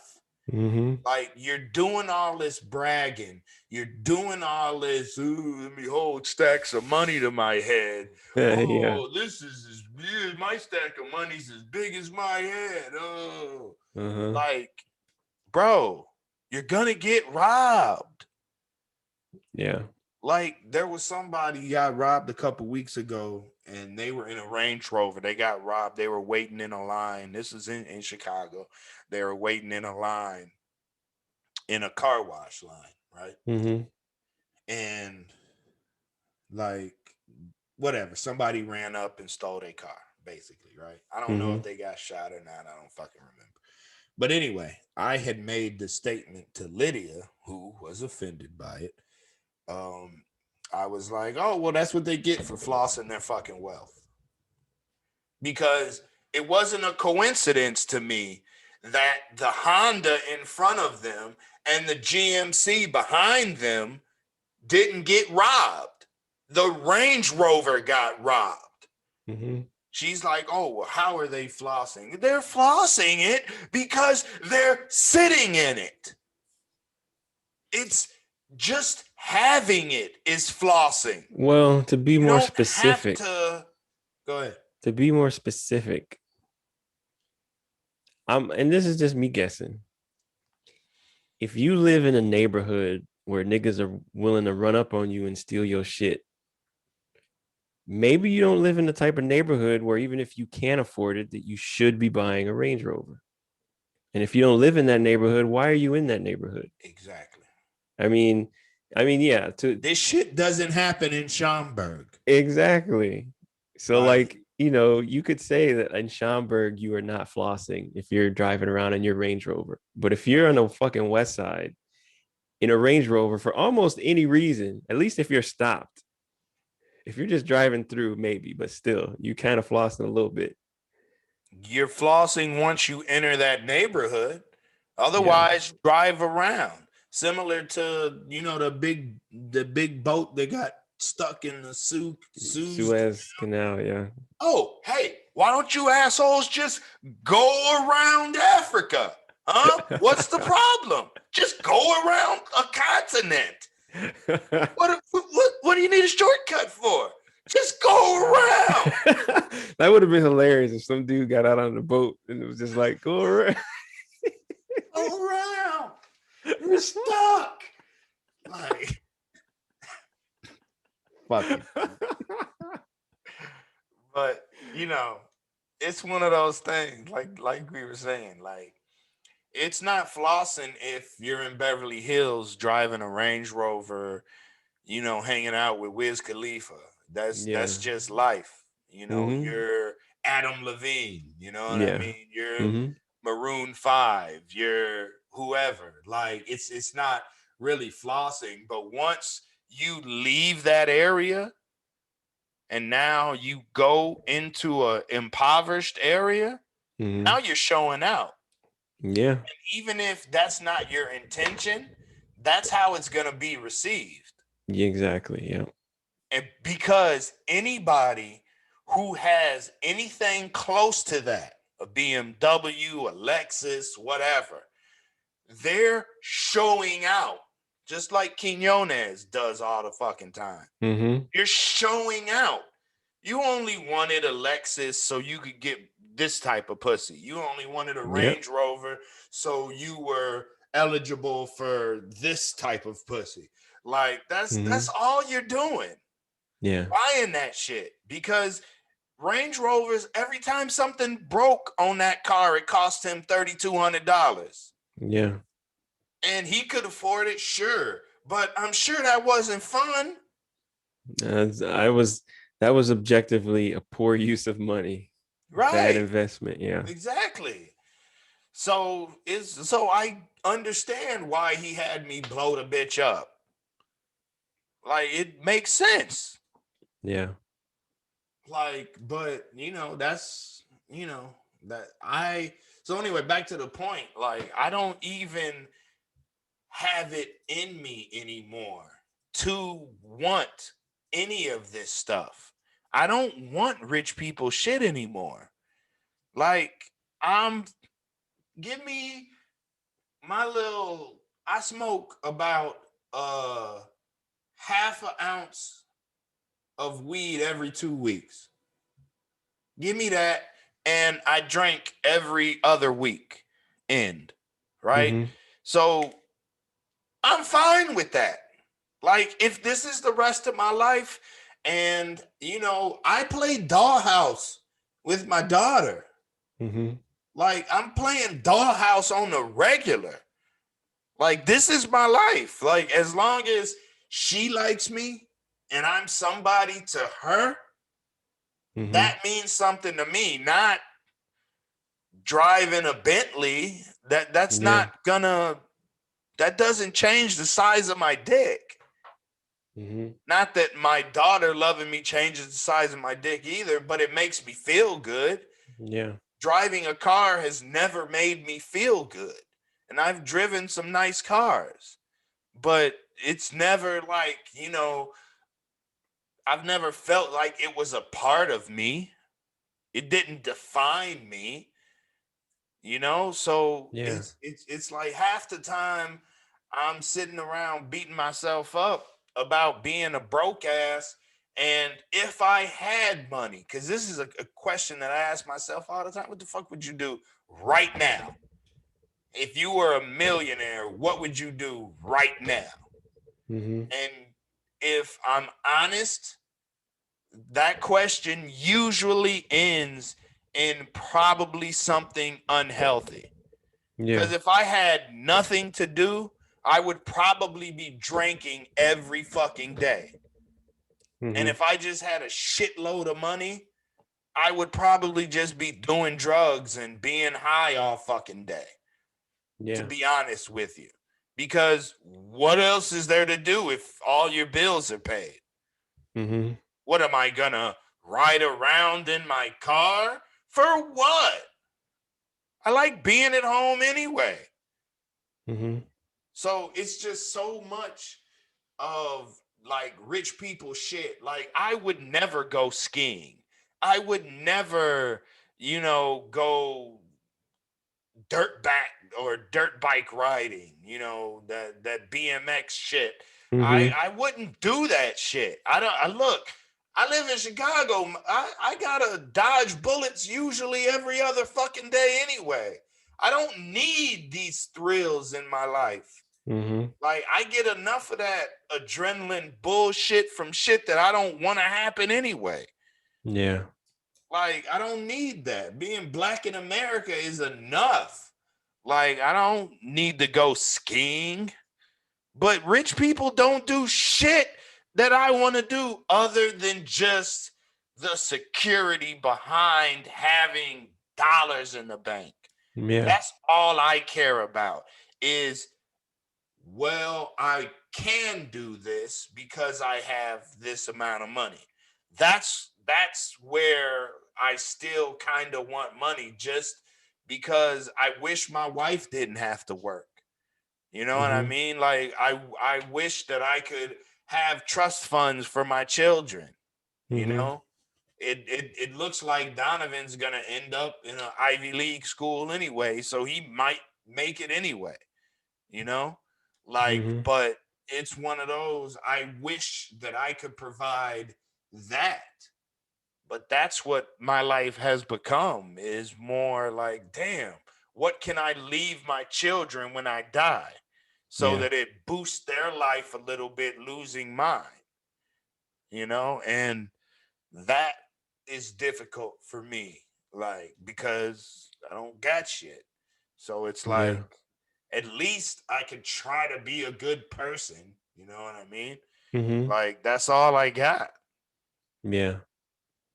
And it's like, I feel like that's what I need to be focused on, because it really don't look like, no signs are pointing to wealth. You know what I'm saying? Mm-hmm. Plus my, what we kind of talked about my willingness to, put work into, like you said, play, four jumps ahead, versus, just being in the position that you're at. Yeah. So it's kind of like, I don't know. But most of the time, I don't even want what rich people want, but yet I still hate myself for being broke. And I think that's fucked up. Well, maybe you should think about, because I mean, there's a couple possibilities, but two of them off the top of my head is the one that you're talking about is, you know, you have been brainwashed to believe that you need to have a bunch of shit that you don't really want. Right. And then the other possibility, though, that you have to ask yourself, rhetorical question is, am I unhappy or upset or whatever you want to call it because I I don't feel or I know that I am not applying myself as much as I could type deal. Okay. Like, am I I mean, letting myself down? Like, okay. I know I could do better and I'm not for whatever reason. Okay. Because that's I another feel some of possibility that too. too. I Uh-huh. feel like I could do better. I'm not willing to. Mm-hmm. And, just trying to accept my life for what it is the easy way out. So Yeah. there's part of me that kind of feels like, man, if I gave maximum effort into one thing, Mm-hmm. I should, be like a half-ass celebrity or something, Mm-hmm. like, but when I look at the road that it takes to get there, and the hard work and dedication as well, but Mm-hmm. when I look at the path, mostly that's where I'm kind of like, that's where I kind of quit. Mm-hmm. That's where I give out. It's like I just, on top of the fact that I feel like I'm living off of borrowed time anyway. Yeah. Like, I never expected to be 38. Never thought I was gonna live that fucking long, Yeah. ever. So every year I get older, I'm like, fuck, really? Mm-hmm. Shit, should have made some better decisions, because most of my decisions I didn't expect that I was gonna make it as far as I have in life, just Yeah. lengthwise. So it's like some of that's there. Like, Yeah. and it's like, I don't know, That's feel like understandable. it's pointless to, and then of course Cicero had to die at fucking 61, couldn't even be 82. You know what I mean? Mm-hmm. Fucking goddamn cancer at 61. Like, and that just makes me feel like genetically, maybe I was half right, but Mm-hmm. and if I'm already, basically 40 years in the can, like, what's really left? Do I Yeah. want to, spend time chasing this going back to school dream and re-educating and, trying to reallocate myself into, some sort of lifestyle? But at the end of the day, I hate capitalism. I hate, like, I don't understand why somebody, and again, this is Joker shit, but I don't understand why somebody would be proud to pay somebody what the government forces you to pay them. Like, I would be like, oh, well, nobody at my company makes less than $40,000 a year. Nobody makes less than $50,000 a year at this company. Not, oh, well, fuck. Wait a minute. I can't pay them $10 anymore? I can't pay them $4.75 an hour? What do these Jews want? Bust for no reason. But like, still, like, it's just like, if they could, they would be paying me $7 an hour if they could. And It, I just don't understand why anybody would be proud of that. see, I think this is I think you're taking for granted because you haven't gone back far enough. If they could force you to work for them for free, they would do so. Ooh. And the other thing is that you take pride in Donovan because you care about Donovan. Correct. They don't care about you. So there's no way that there's no part of pride that has anything to do Right. with you and how much they pay you And working. Right. because they don't care about you, which ties into the whole if they could force you to work for free. Right. Like think about the number of people Because that's the whole thing with the Confederate flag, right? They're pissed off Mhm. about slavery because paying niggas cost a lot of fucking money that they Yeah. used to just pocket. Mhm. And I have said several times, definitely, that like McDonald's being such a huge corporation is still fond and still holds some of these slavery values because of this minimum wage shit. They're Mhm. literally forced to pay people for this. But now that you mention it, they probably would just hit us with really long sticks if they could. They would. And If it they was legal, definitely would. yes, if it was legal, they would do it. You know what? You're absolutely right about I didn't take it back far enough. Cause I think in my head, being raised in this society that, and maybe if I would have been a slave, I would have thought that. But my first job was $4.64 an hour. Mm-hmm. So I'm used to, that's like the worst for me. Yeah. You know what I Mm-hmm. mean? Like in my head, they were paying me $4 an hour. Mm-hmm. Because if I would have made $14 an hour when I was in high school, that would have been dope. Yeah. That would have been good. Mm-hmm. But yeah, I was talking to somebody the other day. The it's a good minimum wage point. right now is what, seven? 775 or 725 or something, Yeah. federal minimum wage, right? In 1997, I was fresh out of high school and I had a part-time job working at UPS, making $8 an hour in 1997. Right. And the minimum wage hasn't even caught up to that yet. My first job was in 1999, two Yeah. days after my 16th birthday. Mm-hmm. But that job paid that much lower because you got tips for pushing people around in wheelchairs. So they Yeah. turned it into a tip industry Which type is of a whole job. nother bullshit, but Right. yeah. Yeah, exactly. So, Yeah. I but mean, yeah, it's dark and it's sad it's and brutal, man. it is. I wanted to touch on a couple things you mentioned though. Okay.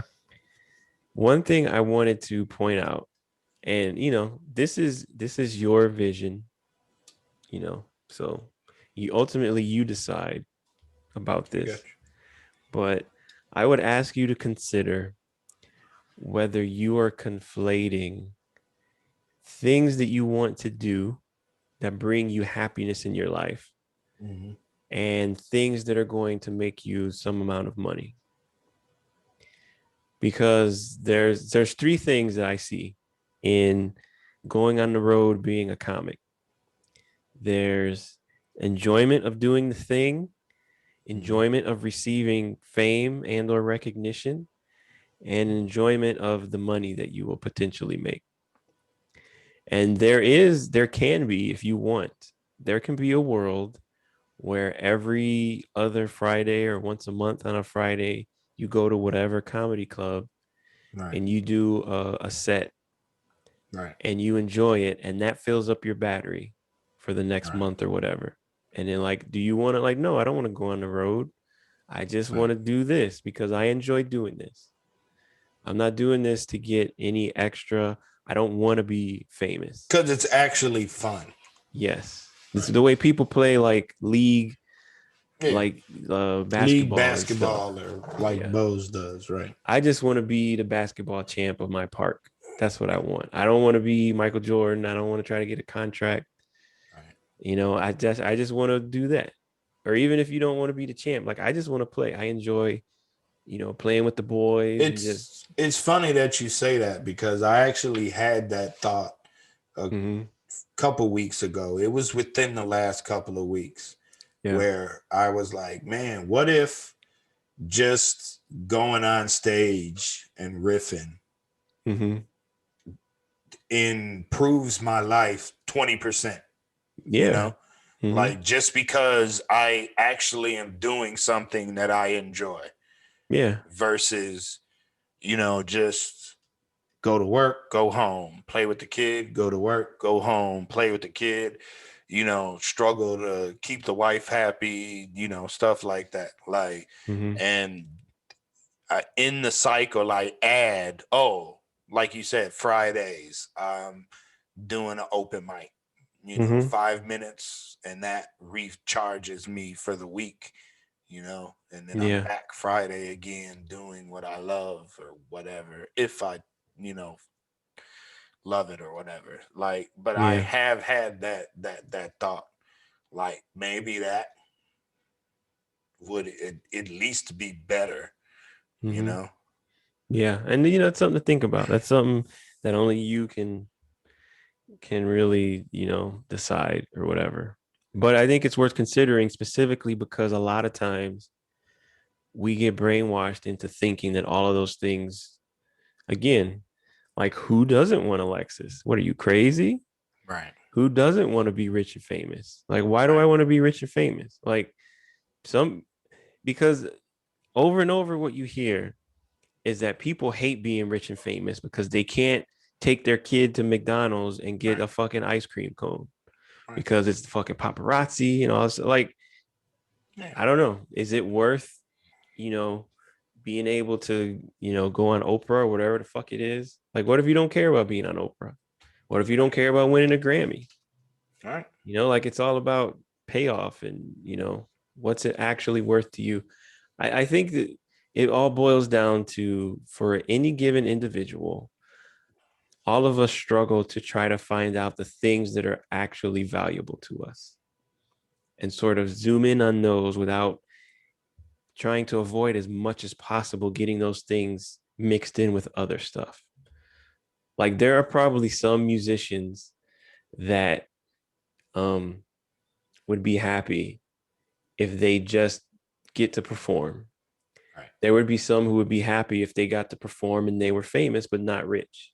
There would be Right. some who'd be happy to perform and get paid a shitload and they don't care if people like them Right. and everybody knows their name. I'm just trying to get paid and I enjoy doing this thing. Right. And all of the different combinations of those things, and that goes for anything, just trying to figure out what it is that you actually want and where you get it. Right. Yeah, one of the other things I wanted to mention is you mentioned about like, running out of time or whatever. But like nobody knows how much time they got. There's a lot of people who had 10-year plans and they died in a car wreck a week Right. after making them. Right. There's Yeah. people who sat around and thought they were going to die. Like I'll never forget this one dude told me, this guy I used to work with. He said he always felt kind of fucked up about he had this friend or this guy that he knew at some other place he had worked previously when he was younger. And he was like telling this guy, like, yo, you need to go to school to do whatever. And he was like, oh, I'm not going to go to school because the rapture is going to come and we're all going to go to heaven or whatever. Like he sincerely believed it because he was raised in that bullshit. Okay. And so because he literally believed that the end of the world was going to be in the next like 3 years, he didn't go to like school or whatever. And, as always, it kept getting pushed out or whatever. Right. And so it left him all fucked up, you Yeah. know? And he was able to see that as an outsider, knowing this guy. And he said it always just sort of, he would think about it sometimes and just think about how fucked up it was that this dude, you know, like because, a lot of times if you think of it big picture, none of us know when we're going to go. Right. But in this particular situation, like he knew when this guy was going to go and he could see that this guy was wasting his fucking time. Right. But we don't necessarily know. So in some ways you should spend your time the same way regardless. Assume that you don't have that much time and just do whatever you want, work towards whatever it is. Are you brave enough, so to speak, to try to see if you can get it done before the countdown is over? Or Right. do you just say fuck it, I'm just going to hang out, Right. and just mellow till the end? But are you going to feel some kind of a way if you end up mellowing for 50 years? Right. Like that's, if you're okay with that, that's fine. And I think some people are, but some people Yeah, aren't. but speak to that directly, I feel like hypothetically I live till I'm 84 and I'm on my deathbed. I'm Mhm. thinking I'm pissed off for being so mad for so long. Yeah. Like I feel like I would feel like I wasted my time. Like if I could like talk to somebody from the future, Hmm. somehow or talk to myself from the future, I feel like I'm 84, I'm on my deathbed. Now I'm pissed off because I spent decades just Mm-hmm. hating, just Yeah. being angry at how unfair everything is. And this is just nature. Mm-hmm. I like documentaries so much. I like animal, I guess they're called documentaries when they're whatever, researching lions and shit, right? Mm-hmm. And that shit is brutal.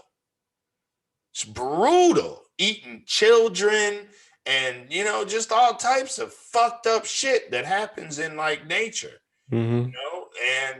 but I'm thinking, I'm 84, I'm on my deathbed.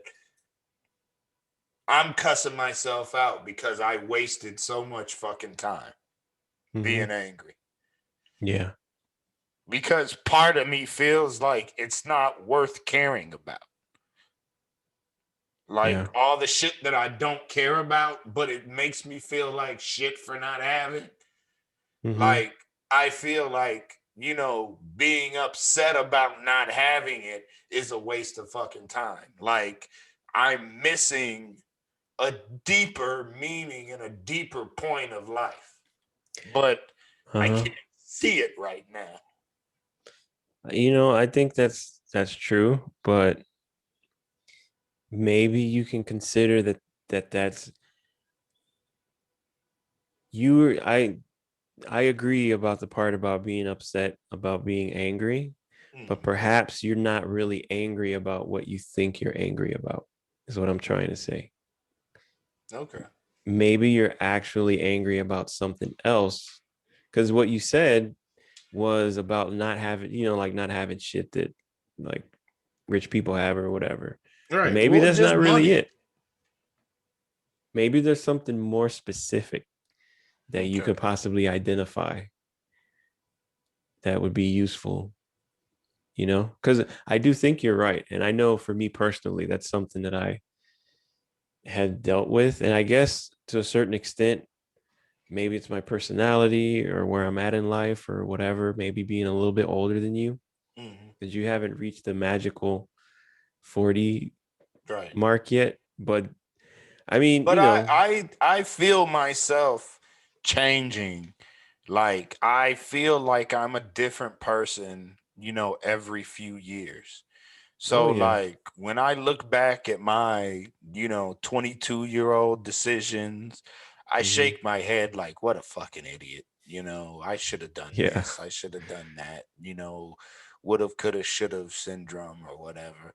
But, so I definitely appreciate what it is to be older because like when we drove off from the airport yesterday, I was like, that's probably one of the most sketchiest things have done to Donovan in his life as his parents is drop him off at an airport when he's 16 years old and leave him with the responsibility of going to the ticket counter, checking his bags, and going through TSA and blah blah blah blah blase skippy whatever the other hmm, processes are.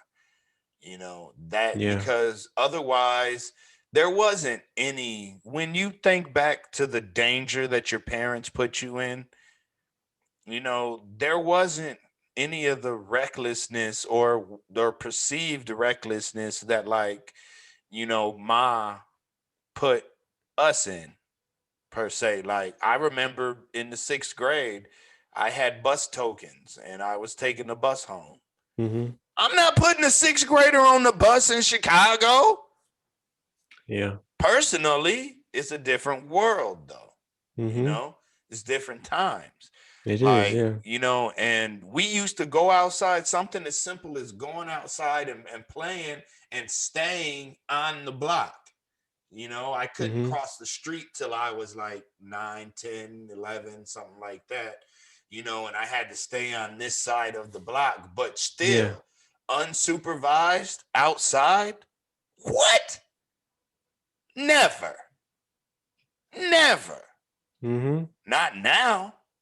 I mean, Yeah. but we're talking the 80s and the 90s, It was a Yeah. different world back then. It was. It wasn't that serious. Were there serial killers? Were there rapists? Were there gang members? Was there violence? You know, did white people still hate niggas? Yeah. But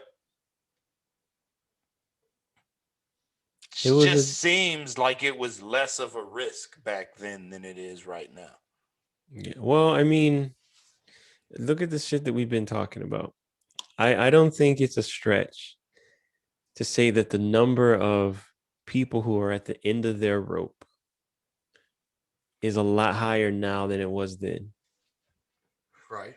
Because you got to think that time period that you're talking about was right before the internet popped off. Right. And that was the most profitable period in the American economy since like forever, Mm, you know? okay. I Because never that thought was of it. when the internet started, there was just free money everywhere. And like, like when I graduated from high school, like in the late 90s, like 95, you graduated, right? mhm, like you could realistically expect to go get a job at like a warehouse or some shit and be making like $20 an hour or Right. whatever pretty easily, Yeah. but like here's how different the world is. I read an article the other day that was talking about when Amazon moved into New York recently. Okay. Similar warehouse jobs in the New York area before Amazon moved in were like $24 an hour. God damn. Amazon moves in, and Amazon being a huge company that they are, they're like, I don't give a fuck. We're paying 18 We're bucks an paying hour. $15, right? The average price, the average pay for those warehouse jobs went down to $20 an hour. A lot of companies started lowering the amount of money that they were paying because Amazon were like, well, we don't have to pay that much. If we just lower our amount, we're not going to lose anything. I fucking hate this shit so much, man. Yeah. Like there's so many parts of our society that are completely broken right now. That shit is so broken, man. It That shit is so fucked up. is. Like, and there's people who don't even know about it. You Yeah. understand what I'm saying? Mm-hmm. There's people who probably Donovan goes to school with who don't even realize that poor people exist, Mm-hmm. that it's a thing. I learned this working at that goddamn Niles West high school as a security guard.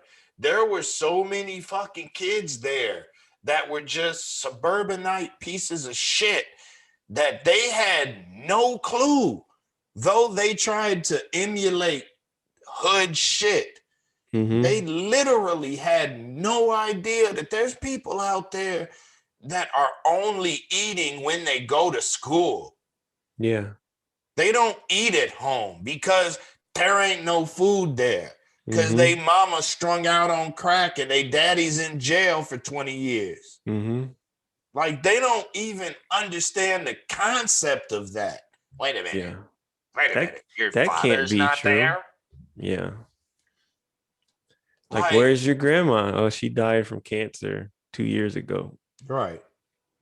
That's the only thing that they'd be able to wrap their head around because Yeah. their grandma probably died of cancer, Mm-hmm. Like, but yeah, and just it was mind blowing to me to meet people who had zero knowledge of poverty. Yeah. Like, that blew my fucking mind. And it's just like I was saying, it's hard to be at the bottom and to, think positively about anything when, you know, they literally use bully tactics, Mm-hmm. you know, to force you to do work, and they don't pay you shit, and they just keep stacking more work. It's like going into work. Oh, it's a good day. I wake up, my back doesn't hurt, my head doesn't hurt. Nothing's hurting. Nobody that I know is sick or in in Mm-hmm. in pain, and it's a good day. It's sunny outside. It's a decent temperature in this city, and then you go to work and here's some more bullshit. Mm-hmm. And it's difficult to just recover from that slap in the face every fucking day and keep a positive attitude or outlook. It's difficult because it just Yeah. does. It's because I'm in the shit. And when you're in some shit, it's difficult to look at the shit objectively. And Yeah, that's true. that's my current struggle, is just, trying to find a reason to do it again every single day. Really. Yeah. There's a documentary, a series of documentaries from the BBC. Mhm. That's the TV station Yeah, in the the British British broadcasting. broadcasting, yeah. And I can't remember the guy's name, but he has a series of documentaries and they are excellent. And they're excellent because what they do, they tie together all kinds of things like culture and politics Mhm. and like psychology. And it's just fascinating. And this one in particular, it's weird because all there's like maybe 6 or 7 of them, and they all sort of overlap in different places in certain ways. But you see this big picture of how all of this shit is interrelated. Mhm. But specifically for this conversation, there's a part of the documentary where they're talking more about psychology stuff. And so they're talking about like these Valium, when they invented Valium, Okay. and how they were giving it to people, so they could like not be depressed and shit, Okay. you know. And before that, I believe they had tried some crazy shit where they would like shock your brain Right. to to cure depression or whatever. Right. And they talked to this one lady that they did that shit to, and it cured her depression by basically just fucking her brain up. Like she couldn't remember shit that happened in her childhood. She Mhm. couldn't remember. She knew her husband was her husband because they told them that he was her husband. Oh. She didn't really have any feelings about anything in a lot of ways. She didn't know, like it just completely fucked her brain up. And like, well, that doesn't work. Let's try some drugs. Here, let's try this Valium shit. Oh, that kind of seems to work, but then it started to cause other problems and addiction and just all the other shit. And eventually, they had tried so much stuff that they finally said, wait a minute, we've spent so much time trying to get people to be okay with their lives and accept them Hold that on we real quick. never stopped to. Hold on, Kobe. Yeah. No.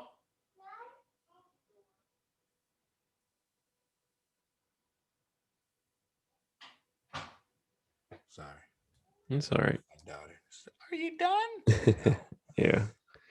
We spent so much time trying to get people to accept their lives that we want them to accept, that we never considered that maybe we're trying to get people to accept a way of living that is incompatible with the way humans are and think and behave.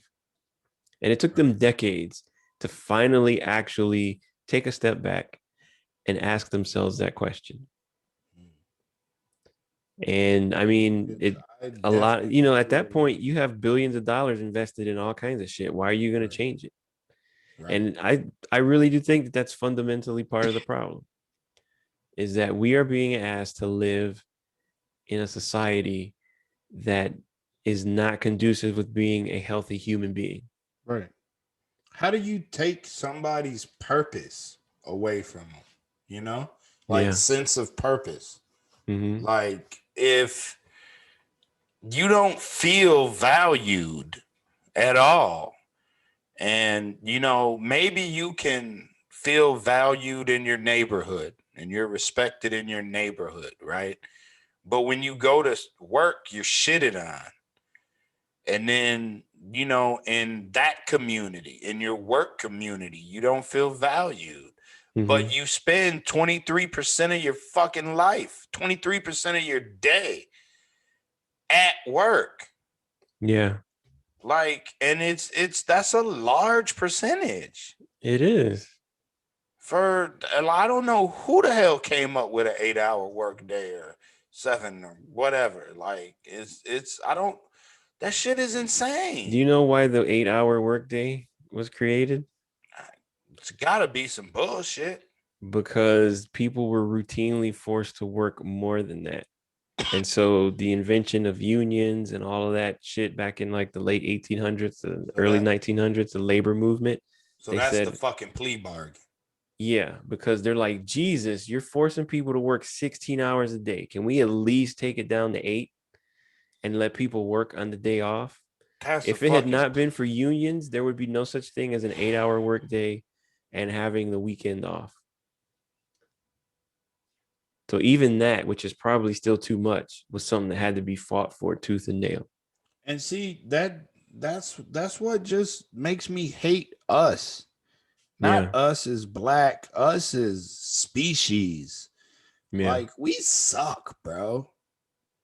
Like we're no better than the bear that pulls a moose calf out of its mother at birth, and eats it while she's having the fucking baby. Because that Mm-hmm. shit happens all the time. Because apparently bears can smell whenever moose are, having babies or whatever the fucking case. So they Mm-hmm. can find them relatively easy. So it actually happens a lot. But Wow. we're no better than them pieces. That's fucked up. Somebody's having a child and you just eat it while it's coming out. That is fucked up. Yeah. But that's nature, right? Yeah, but is that That's us? We're But we're we're no better. That's what I'm saying. We don't give a fuck about anything, apparently, just like they don't. I mean, maybe it's just a source of food for them. You know what I'm saying? But to there's a me, that action is grimy and it's yeah. fucked up.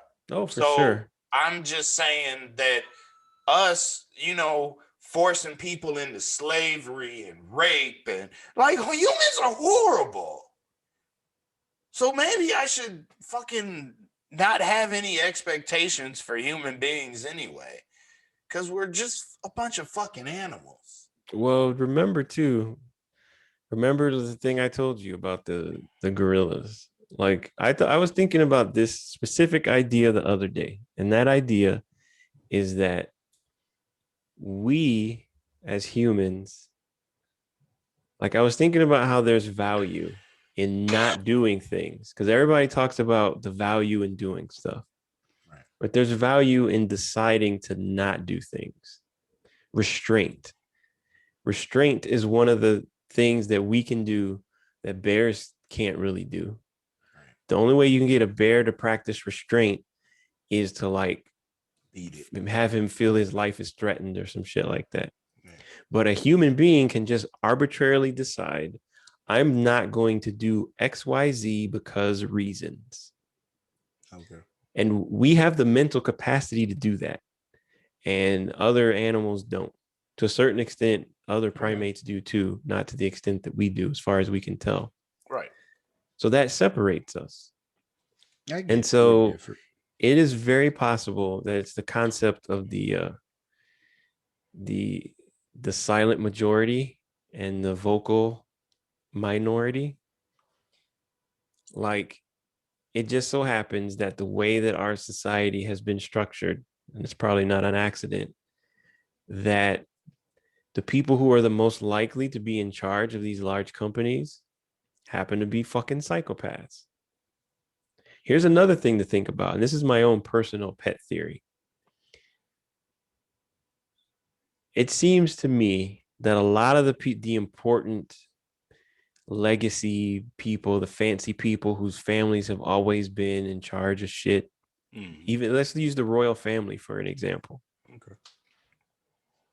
Those inbreeding vicious assholes have been in charge of the same group of probably 1,000 families have been in charge of the entire fucking world since God knows how long. And these people have been murdering each other. They murder any other people who get in the fucking way, to the extent that they only, to a certain extent back in the day, they would only have sex with other people in their own fucking family. So, how much of the dysfunction of our society on a large scale across the world has to do with the fact that these weirdos have been in charge of everything for the most part?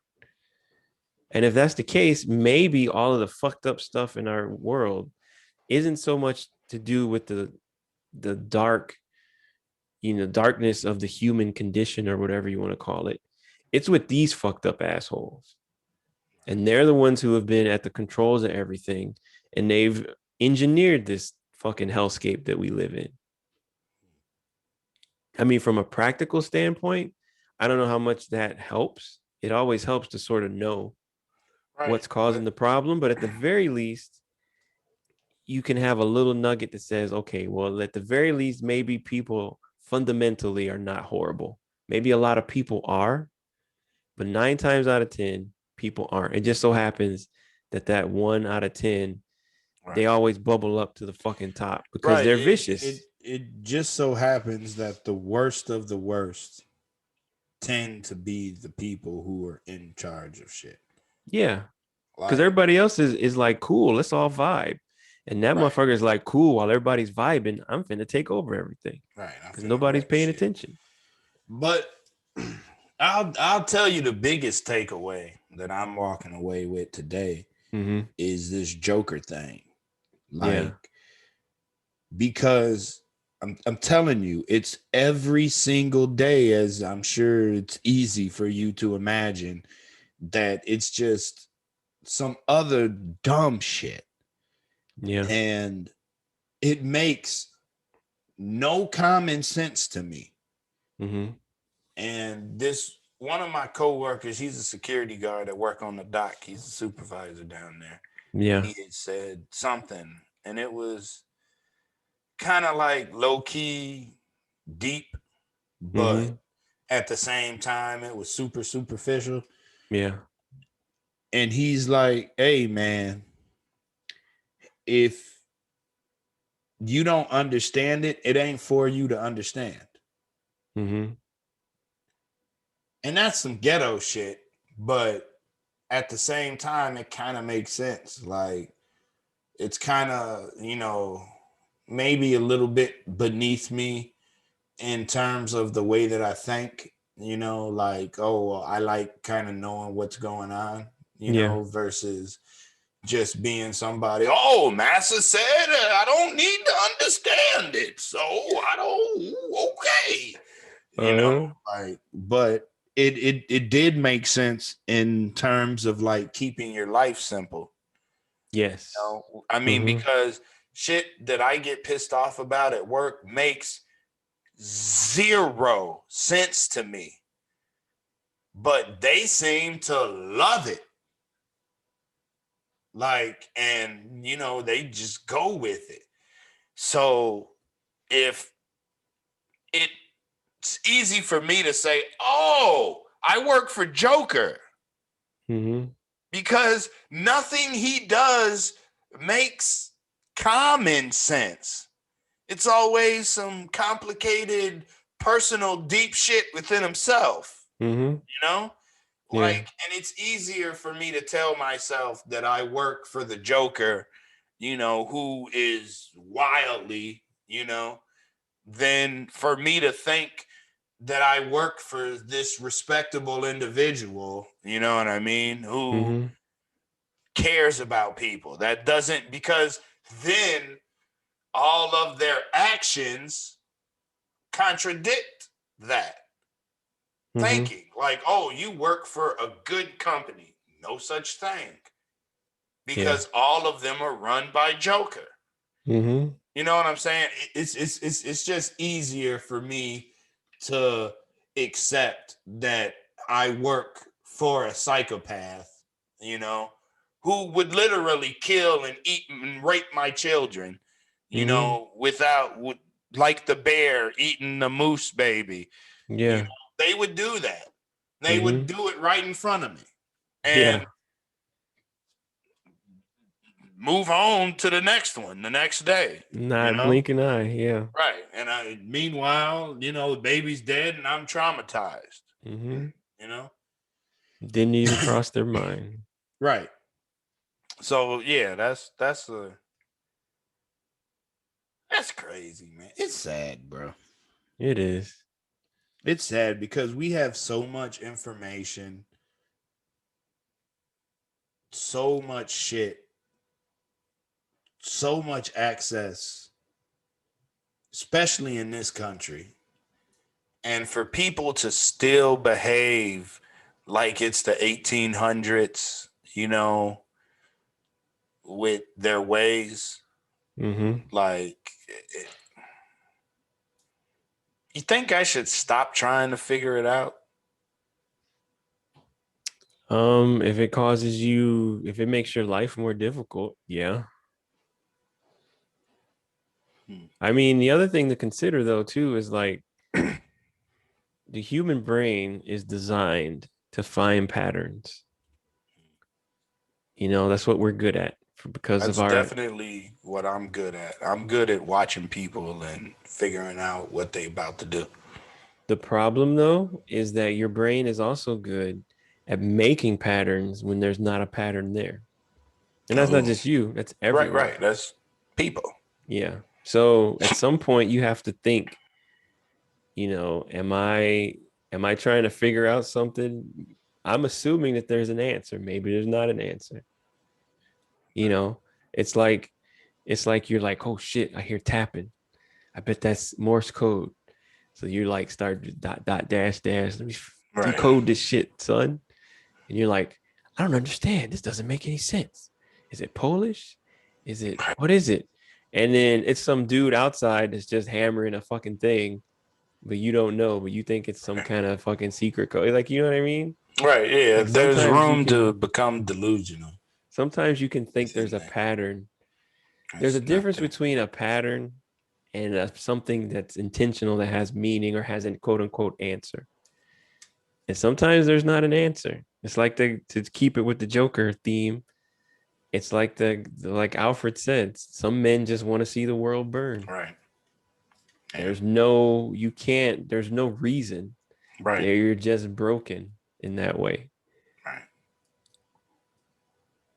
It's easier to accept though Yeah. than to think that the people at the top of the food chain or the money chain or whatever, the Mm-hmm. work chain, have similar goals and ideations that I do. Yeah, probably It's not. right. It makes more sense that they don't give a fuck about anything Mm-hmm.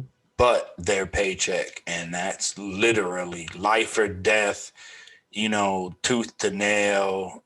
Like in the hood, it would be kill or be killed, then Mm-hmm. it's the exact same thing, because every single day it's do this or get fired, do Yeah. this or quit. You don't like it, leave. Do this or basically get fired, because who's going to just leave, right? Yeah. Like, so that makes sense. They're just constantly got a gun to your head. You know what I'm Mm-hmm. saying? Like, And it and goes all the way up the fucking ladder. Cause like, for example, I can't remember which place because they are honestly, they start to blend together because they're all the fucking same. right. One of these big corporate ass companies I worked for, I remember we had some type of a thing, like a technology that we bought, some type of server, or some program or some shit that cost like $300,000, some big ass amount of Right. money. Yeah. And it obviously did not do what it needed to do. And because of that, people in my position had to jump through a whole bunch of hoops and do all kinds of stupid shit that obviously didn't make. If you took 5 minutes, you would realize that this does not do what it needs to do or what it's supposed to do. Right. But it didn't matter because the guy who was the vice president of the little IT area, he had made that his little legacy thing. Like that's what he got his big promotion Right. and all this other kind of That's what shit. he was gonna be known for. Yes. Right. So there's no way that could fucking fail. I don't care Right. if it works or not. This motherfucker He's ain't gonna leaving. throw all the money at it to try to make it Yes. work, even though it's horrible. Especially because he was going to retire in 4 years. So I mean, how hard is it going to be to keep these fucking IT monkeys jumping through hoops to keep the fucking wheels on this rusty ass bus until I leave? Pretty easy. Pretty easy. So fuck it. This is staying because I don't care about this company. I'm just a lowly fucking vice president here. And if I did some shit that pissed off the board of directors or the fucking CEO, they would drop my ass like a bad fucking habit. Which is true because you see it all Yeah. the time. Some Yeah. dude gets accused of some Me Too shit or whatever. Right. They immediately like, nope, we don't know this Yep. Nope. motherfucker. They got no love Wash for their that dude. hands. Right. Not that they should, but I'm just saying. Sometimes Right. people think that there's a certain amount of buddy buddy, and there is to an extent, but that shit goes out the window when it comes to like quote unquote real money. Like I ain't Right. losing no real money off of you. If people Right. are gonna be mad for a day or two and that's it, that's fine. That's Right. not real Yeah. money. That's acceptable. But if their people are mad enough to start some boycott shit, if we start to Right. lose some real money, your If ass you got to start go. upsetting shareholders, Yes. that's when it becomes an issue. And so he's like, fuck it. I don't care. As long as I'm getting my money, Right. because they don't give a fuck like me about me the Yeah. same way they don't give a fuck about you. It's just Right. to a different degree. But at the end of the day, do they give a fuck about me? The answer is no. No. No. Yeah. And so, like one of the things I had to decide is that I had to decide that being in an environment like that for me was driving me crazy. Okay. And I just couldn't do it. So I had to, because whenever I left State Farm to go work at ISU, I took like a $20,000 pay cut. Okay.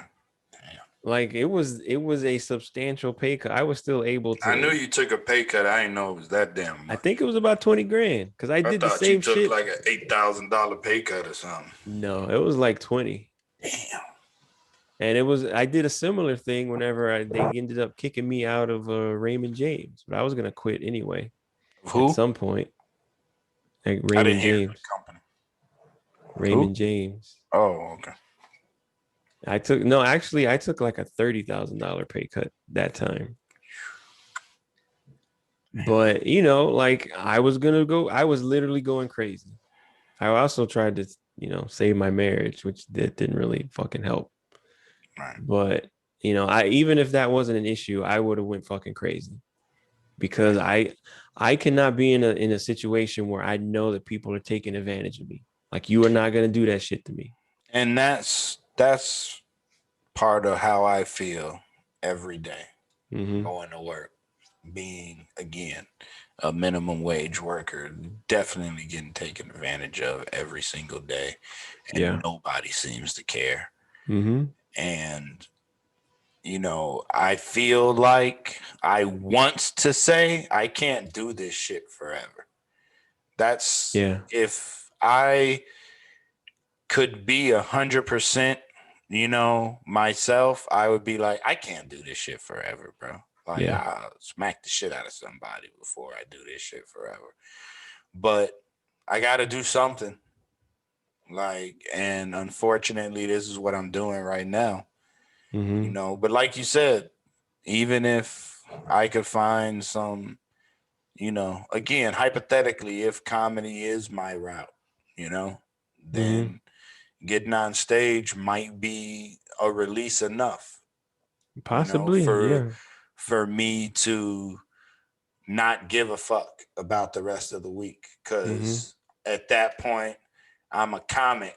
I'm not a whatever mailroom clerk or whatever the fuck the position's called. Exactly, yeah. You know what I mean? Like, what do you Mm-hmm. do? Oh, because if somebody asks me right now, what are you? I'm a father. That's the most successful thing that I'm good at, so to Mm-hmm. speak. Like, and I don't think that I'm great at that, but I would rather call myself a father, call myself a husband, you know, even if I'm not good at either one of them, I would rather refer to myself as that than some sort of clerk, you know? That, that's a really good point to bring up because I remember reading an article where they were talking about how if you go to another country, I think specifically in Europe, they were talking. Mhm. If you just go up to someone at a party and you use the general phrase, "What do you do?" Like none of these people or hardly any of them are going to tell you about some work shit Mhm. unless it's some work shit that they're like, "Oh, I work with children who are autistic or whatever because I Okay. just love, that kind of thing." None of them are going to be like, "Oh, I'm a clerk in a thing. I'm an accountant or whatever." Like Right. they're going I'm to a tell team you lead at Target. exactly. They're going to tell you about their hobbies or like I'm a painter. I like to play the piano. I'm in a band, like whatever. But in Right. America, we have been brainwashed into thinking that your job is who you are. And that's Right. very convenient whenever the number one priority of your society is to sell people shit that they don't need, Right. you know? Because I went for a while when I was growing weed. I was like, I'm a I'm a grower. Mm-hmm. I'm not a clerk. I'm not a this, you know, like this is Yeah. what I really do. Like, oh, I think I was a security guard at the time, you know. So Yeah. I didn't think of myself as a security guard. I thought of myself as a grower, Yeah. you know, and I feel like I get more solace out of that than, Yeah. you know, because clearly what I do for a living, and you can't really call it that, that's Yeah. debatable too, Mm-hmm. but what I do for a little bit of money does not define me. Yeah. Definitely. Like, Mm-hmm. that definitely doesn't define who I am. That's just what I do for a little bit of money. Yeah. Like, yeah. Yep. That's true. It's crazy, man. It is, The world man. we live in. Yep. Quite a quite a trip to navigate, right? It is. Yeah. But, you know, I'm finding one day at a time that fucking who alcoholics or whatever, AA, NA Mm-hmm. people, one day at a time. That Yeah. shit kind of works for me. Thinking about one day at a time, because if I start thinking about multiple days, the shit gets depressing, you know? Yeah. Like, I can't think about all next week. I need to think about Monday. Mm-hmm. Let me do Monday, go home, then I'll do Tuesday. You know what I mean? Like, I Yeah. can't think, oh, I'm working all week, and then because then it's like, why? You know, why are you doing this to yourself? You Yeah. know, and then it becomes kind of a depressive, suicidal thing, because it's like, I don't want to do this forever. Mm-hmm. Can you imagine doing something that you hate for 20 years and thinking about it every day And that's for the those 20 years? oh yeah. And that's the part where the infinite loop comes in. Yeah.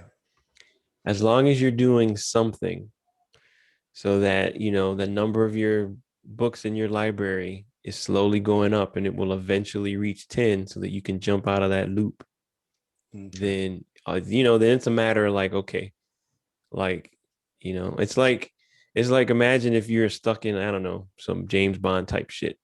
Mhm. And, you know, they dump you on this island and then they just fly off and they expect you to die because you're going to be there by yourself for like 100 years or whatever, right? Okay. But there's like a bucket in the corner that you could barely reach, and there's water is dripping out of a pipe. So you move the bucket underneath the pipe because you know that it might take a week or whatever, but once that bucket gets full, the water's gonna overflow and it's gonna go over into the corner and it's gonna short out the thing and your handcuffs are gonna open, some shit like that, you know? Okay.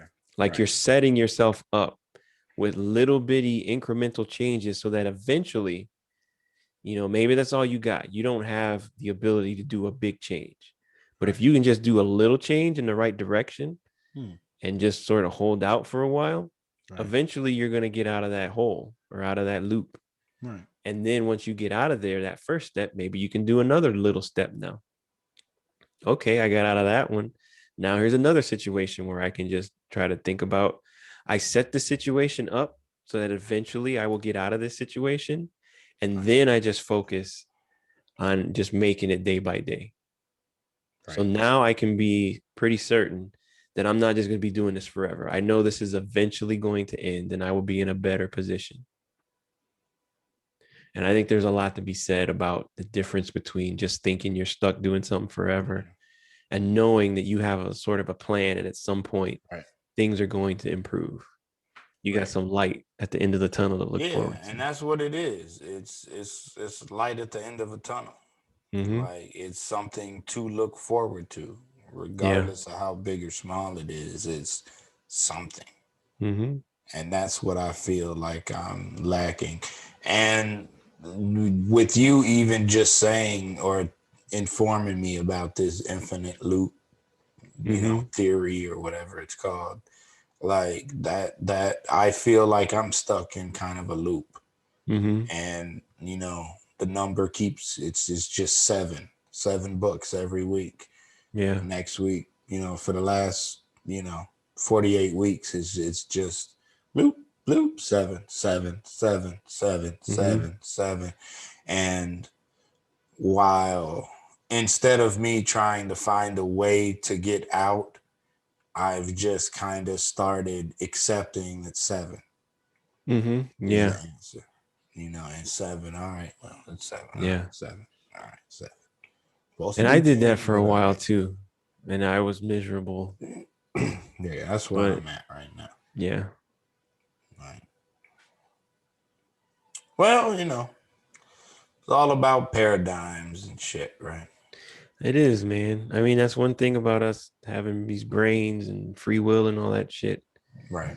To a certain extent, we can we don't necessarily have direct control over stuff, but we can change our outlook to Right. sort of try to indirectly change some things. Yeah. Yeah, man. Well, we are at it's for me, it's 9:30. Right. So that Yeah, it's means getting we've late. been, was it 4.5 hours or so? Has it? Yeah. This is the We longest. started late, I know. We started, I think, around 5. That's when you sent me a text message. Okay. And for 5 5 my year time. time, right? Right. Yeah. Okay. And it's 9:30 my time. Okay. So I Yeah, think it's this is the getting late. longest we've ever done. Really? I think so. I feel like we're getting longer and longer, but it's easier and easier. I don't know Yeah. how you feel, No, but I think so. for me, yeah, it feels like we're doing longer and longer shows, but it's easier to get to flow through it. Yeah. Right. So that's dope. Yeah. Definitely love talking to you, brother. For sure, man. It's always a pleasure. And thank you, everybody, whoever's listening. Like and subscribe and all that good shit. If you're still And awake after 4.5 right, hours. if you're still awake after all of that drama, Yeah, this has been the K Town Brothers podcast. Yep. Check you guys out. Take it easy. You too. Later, man. All right.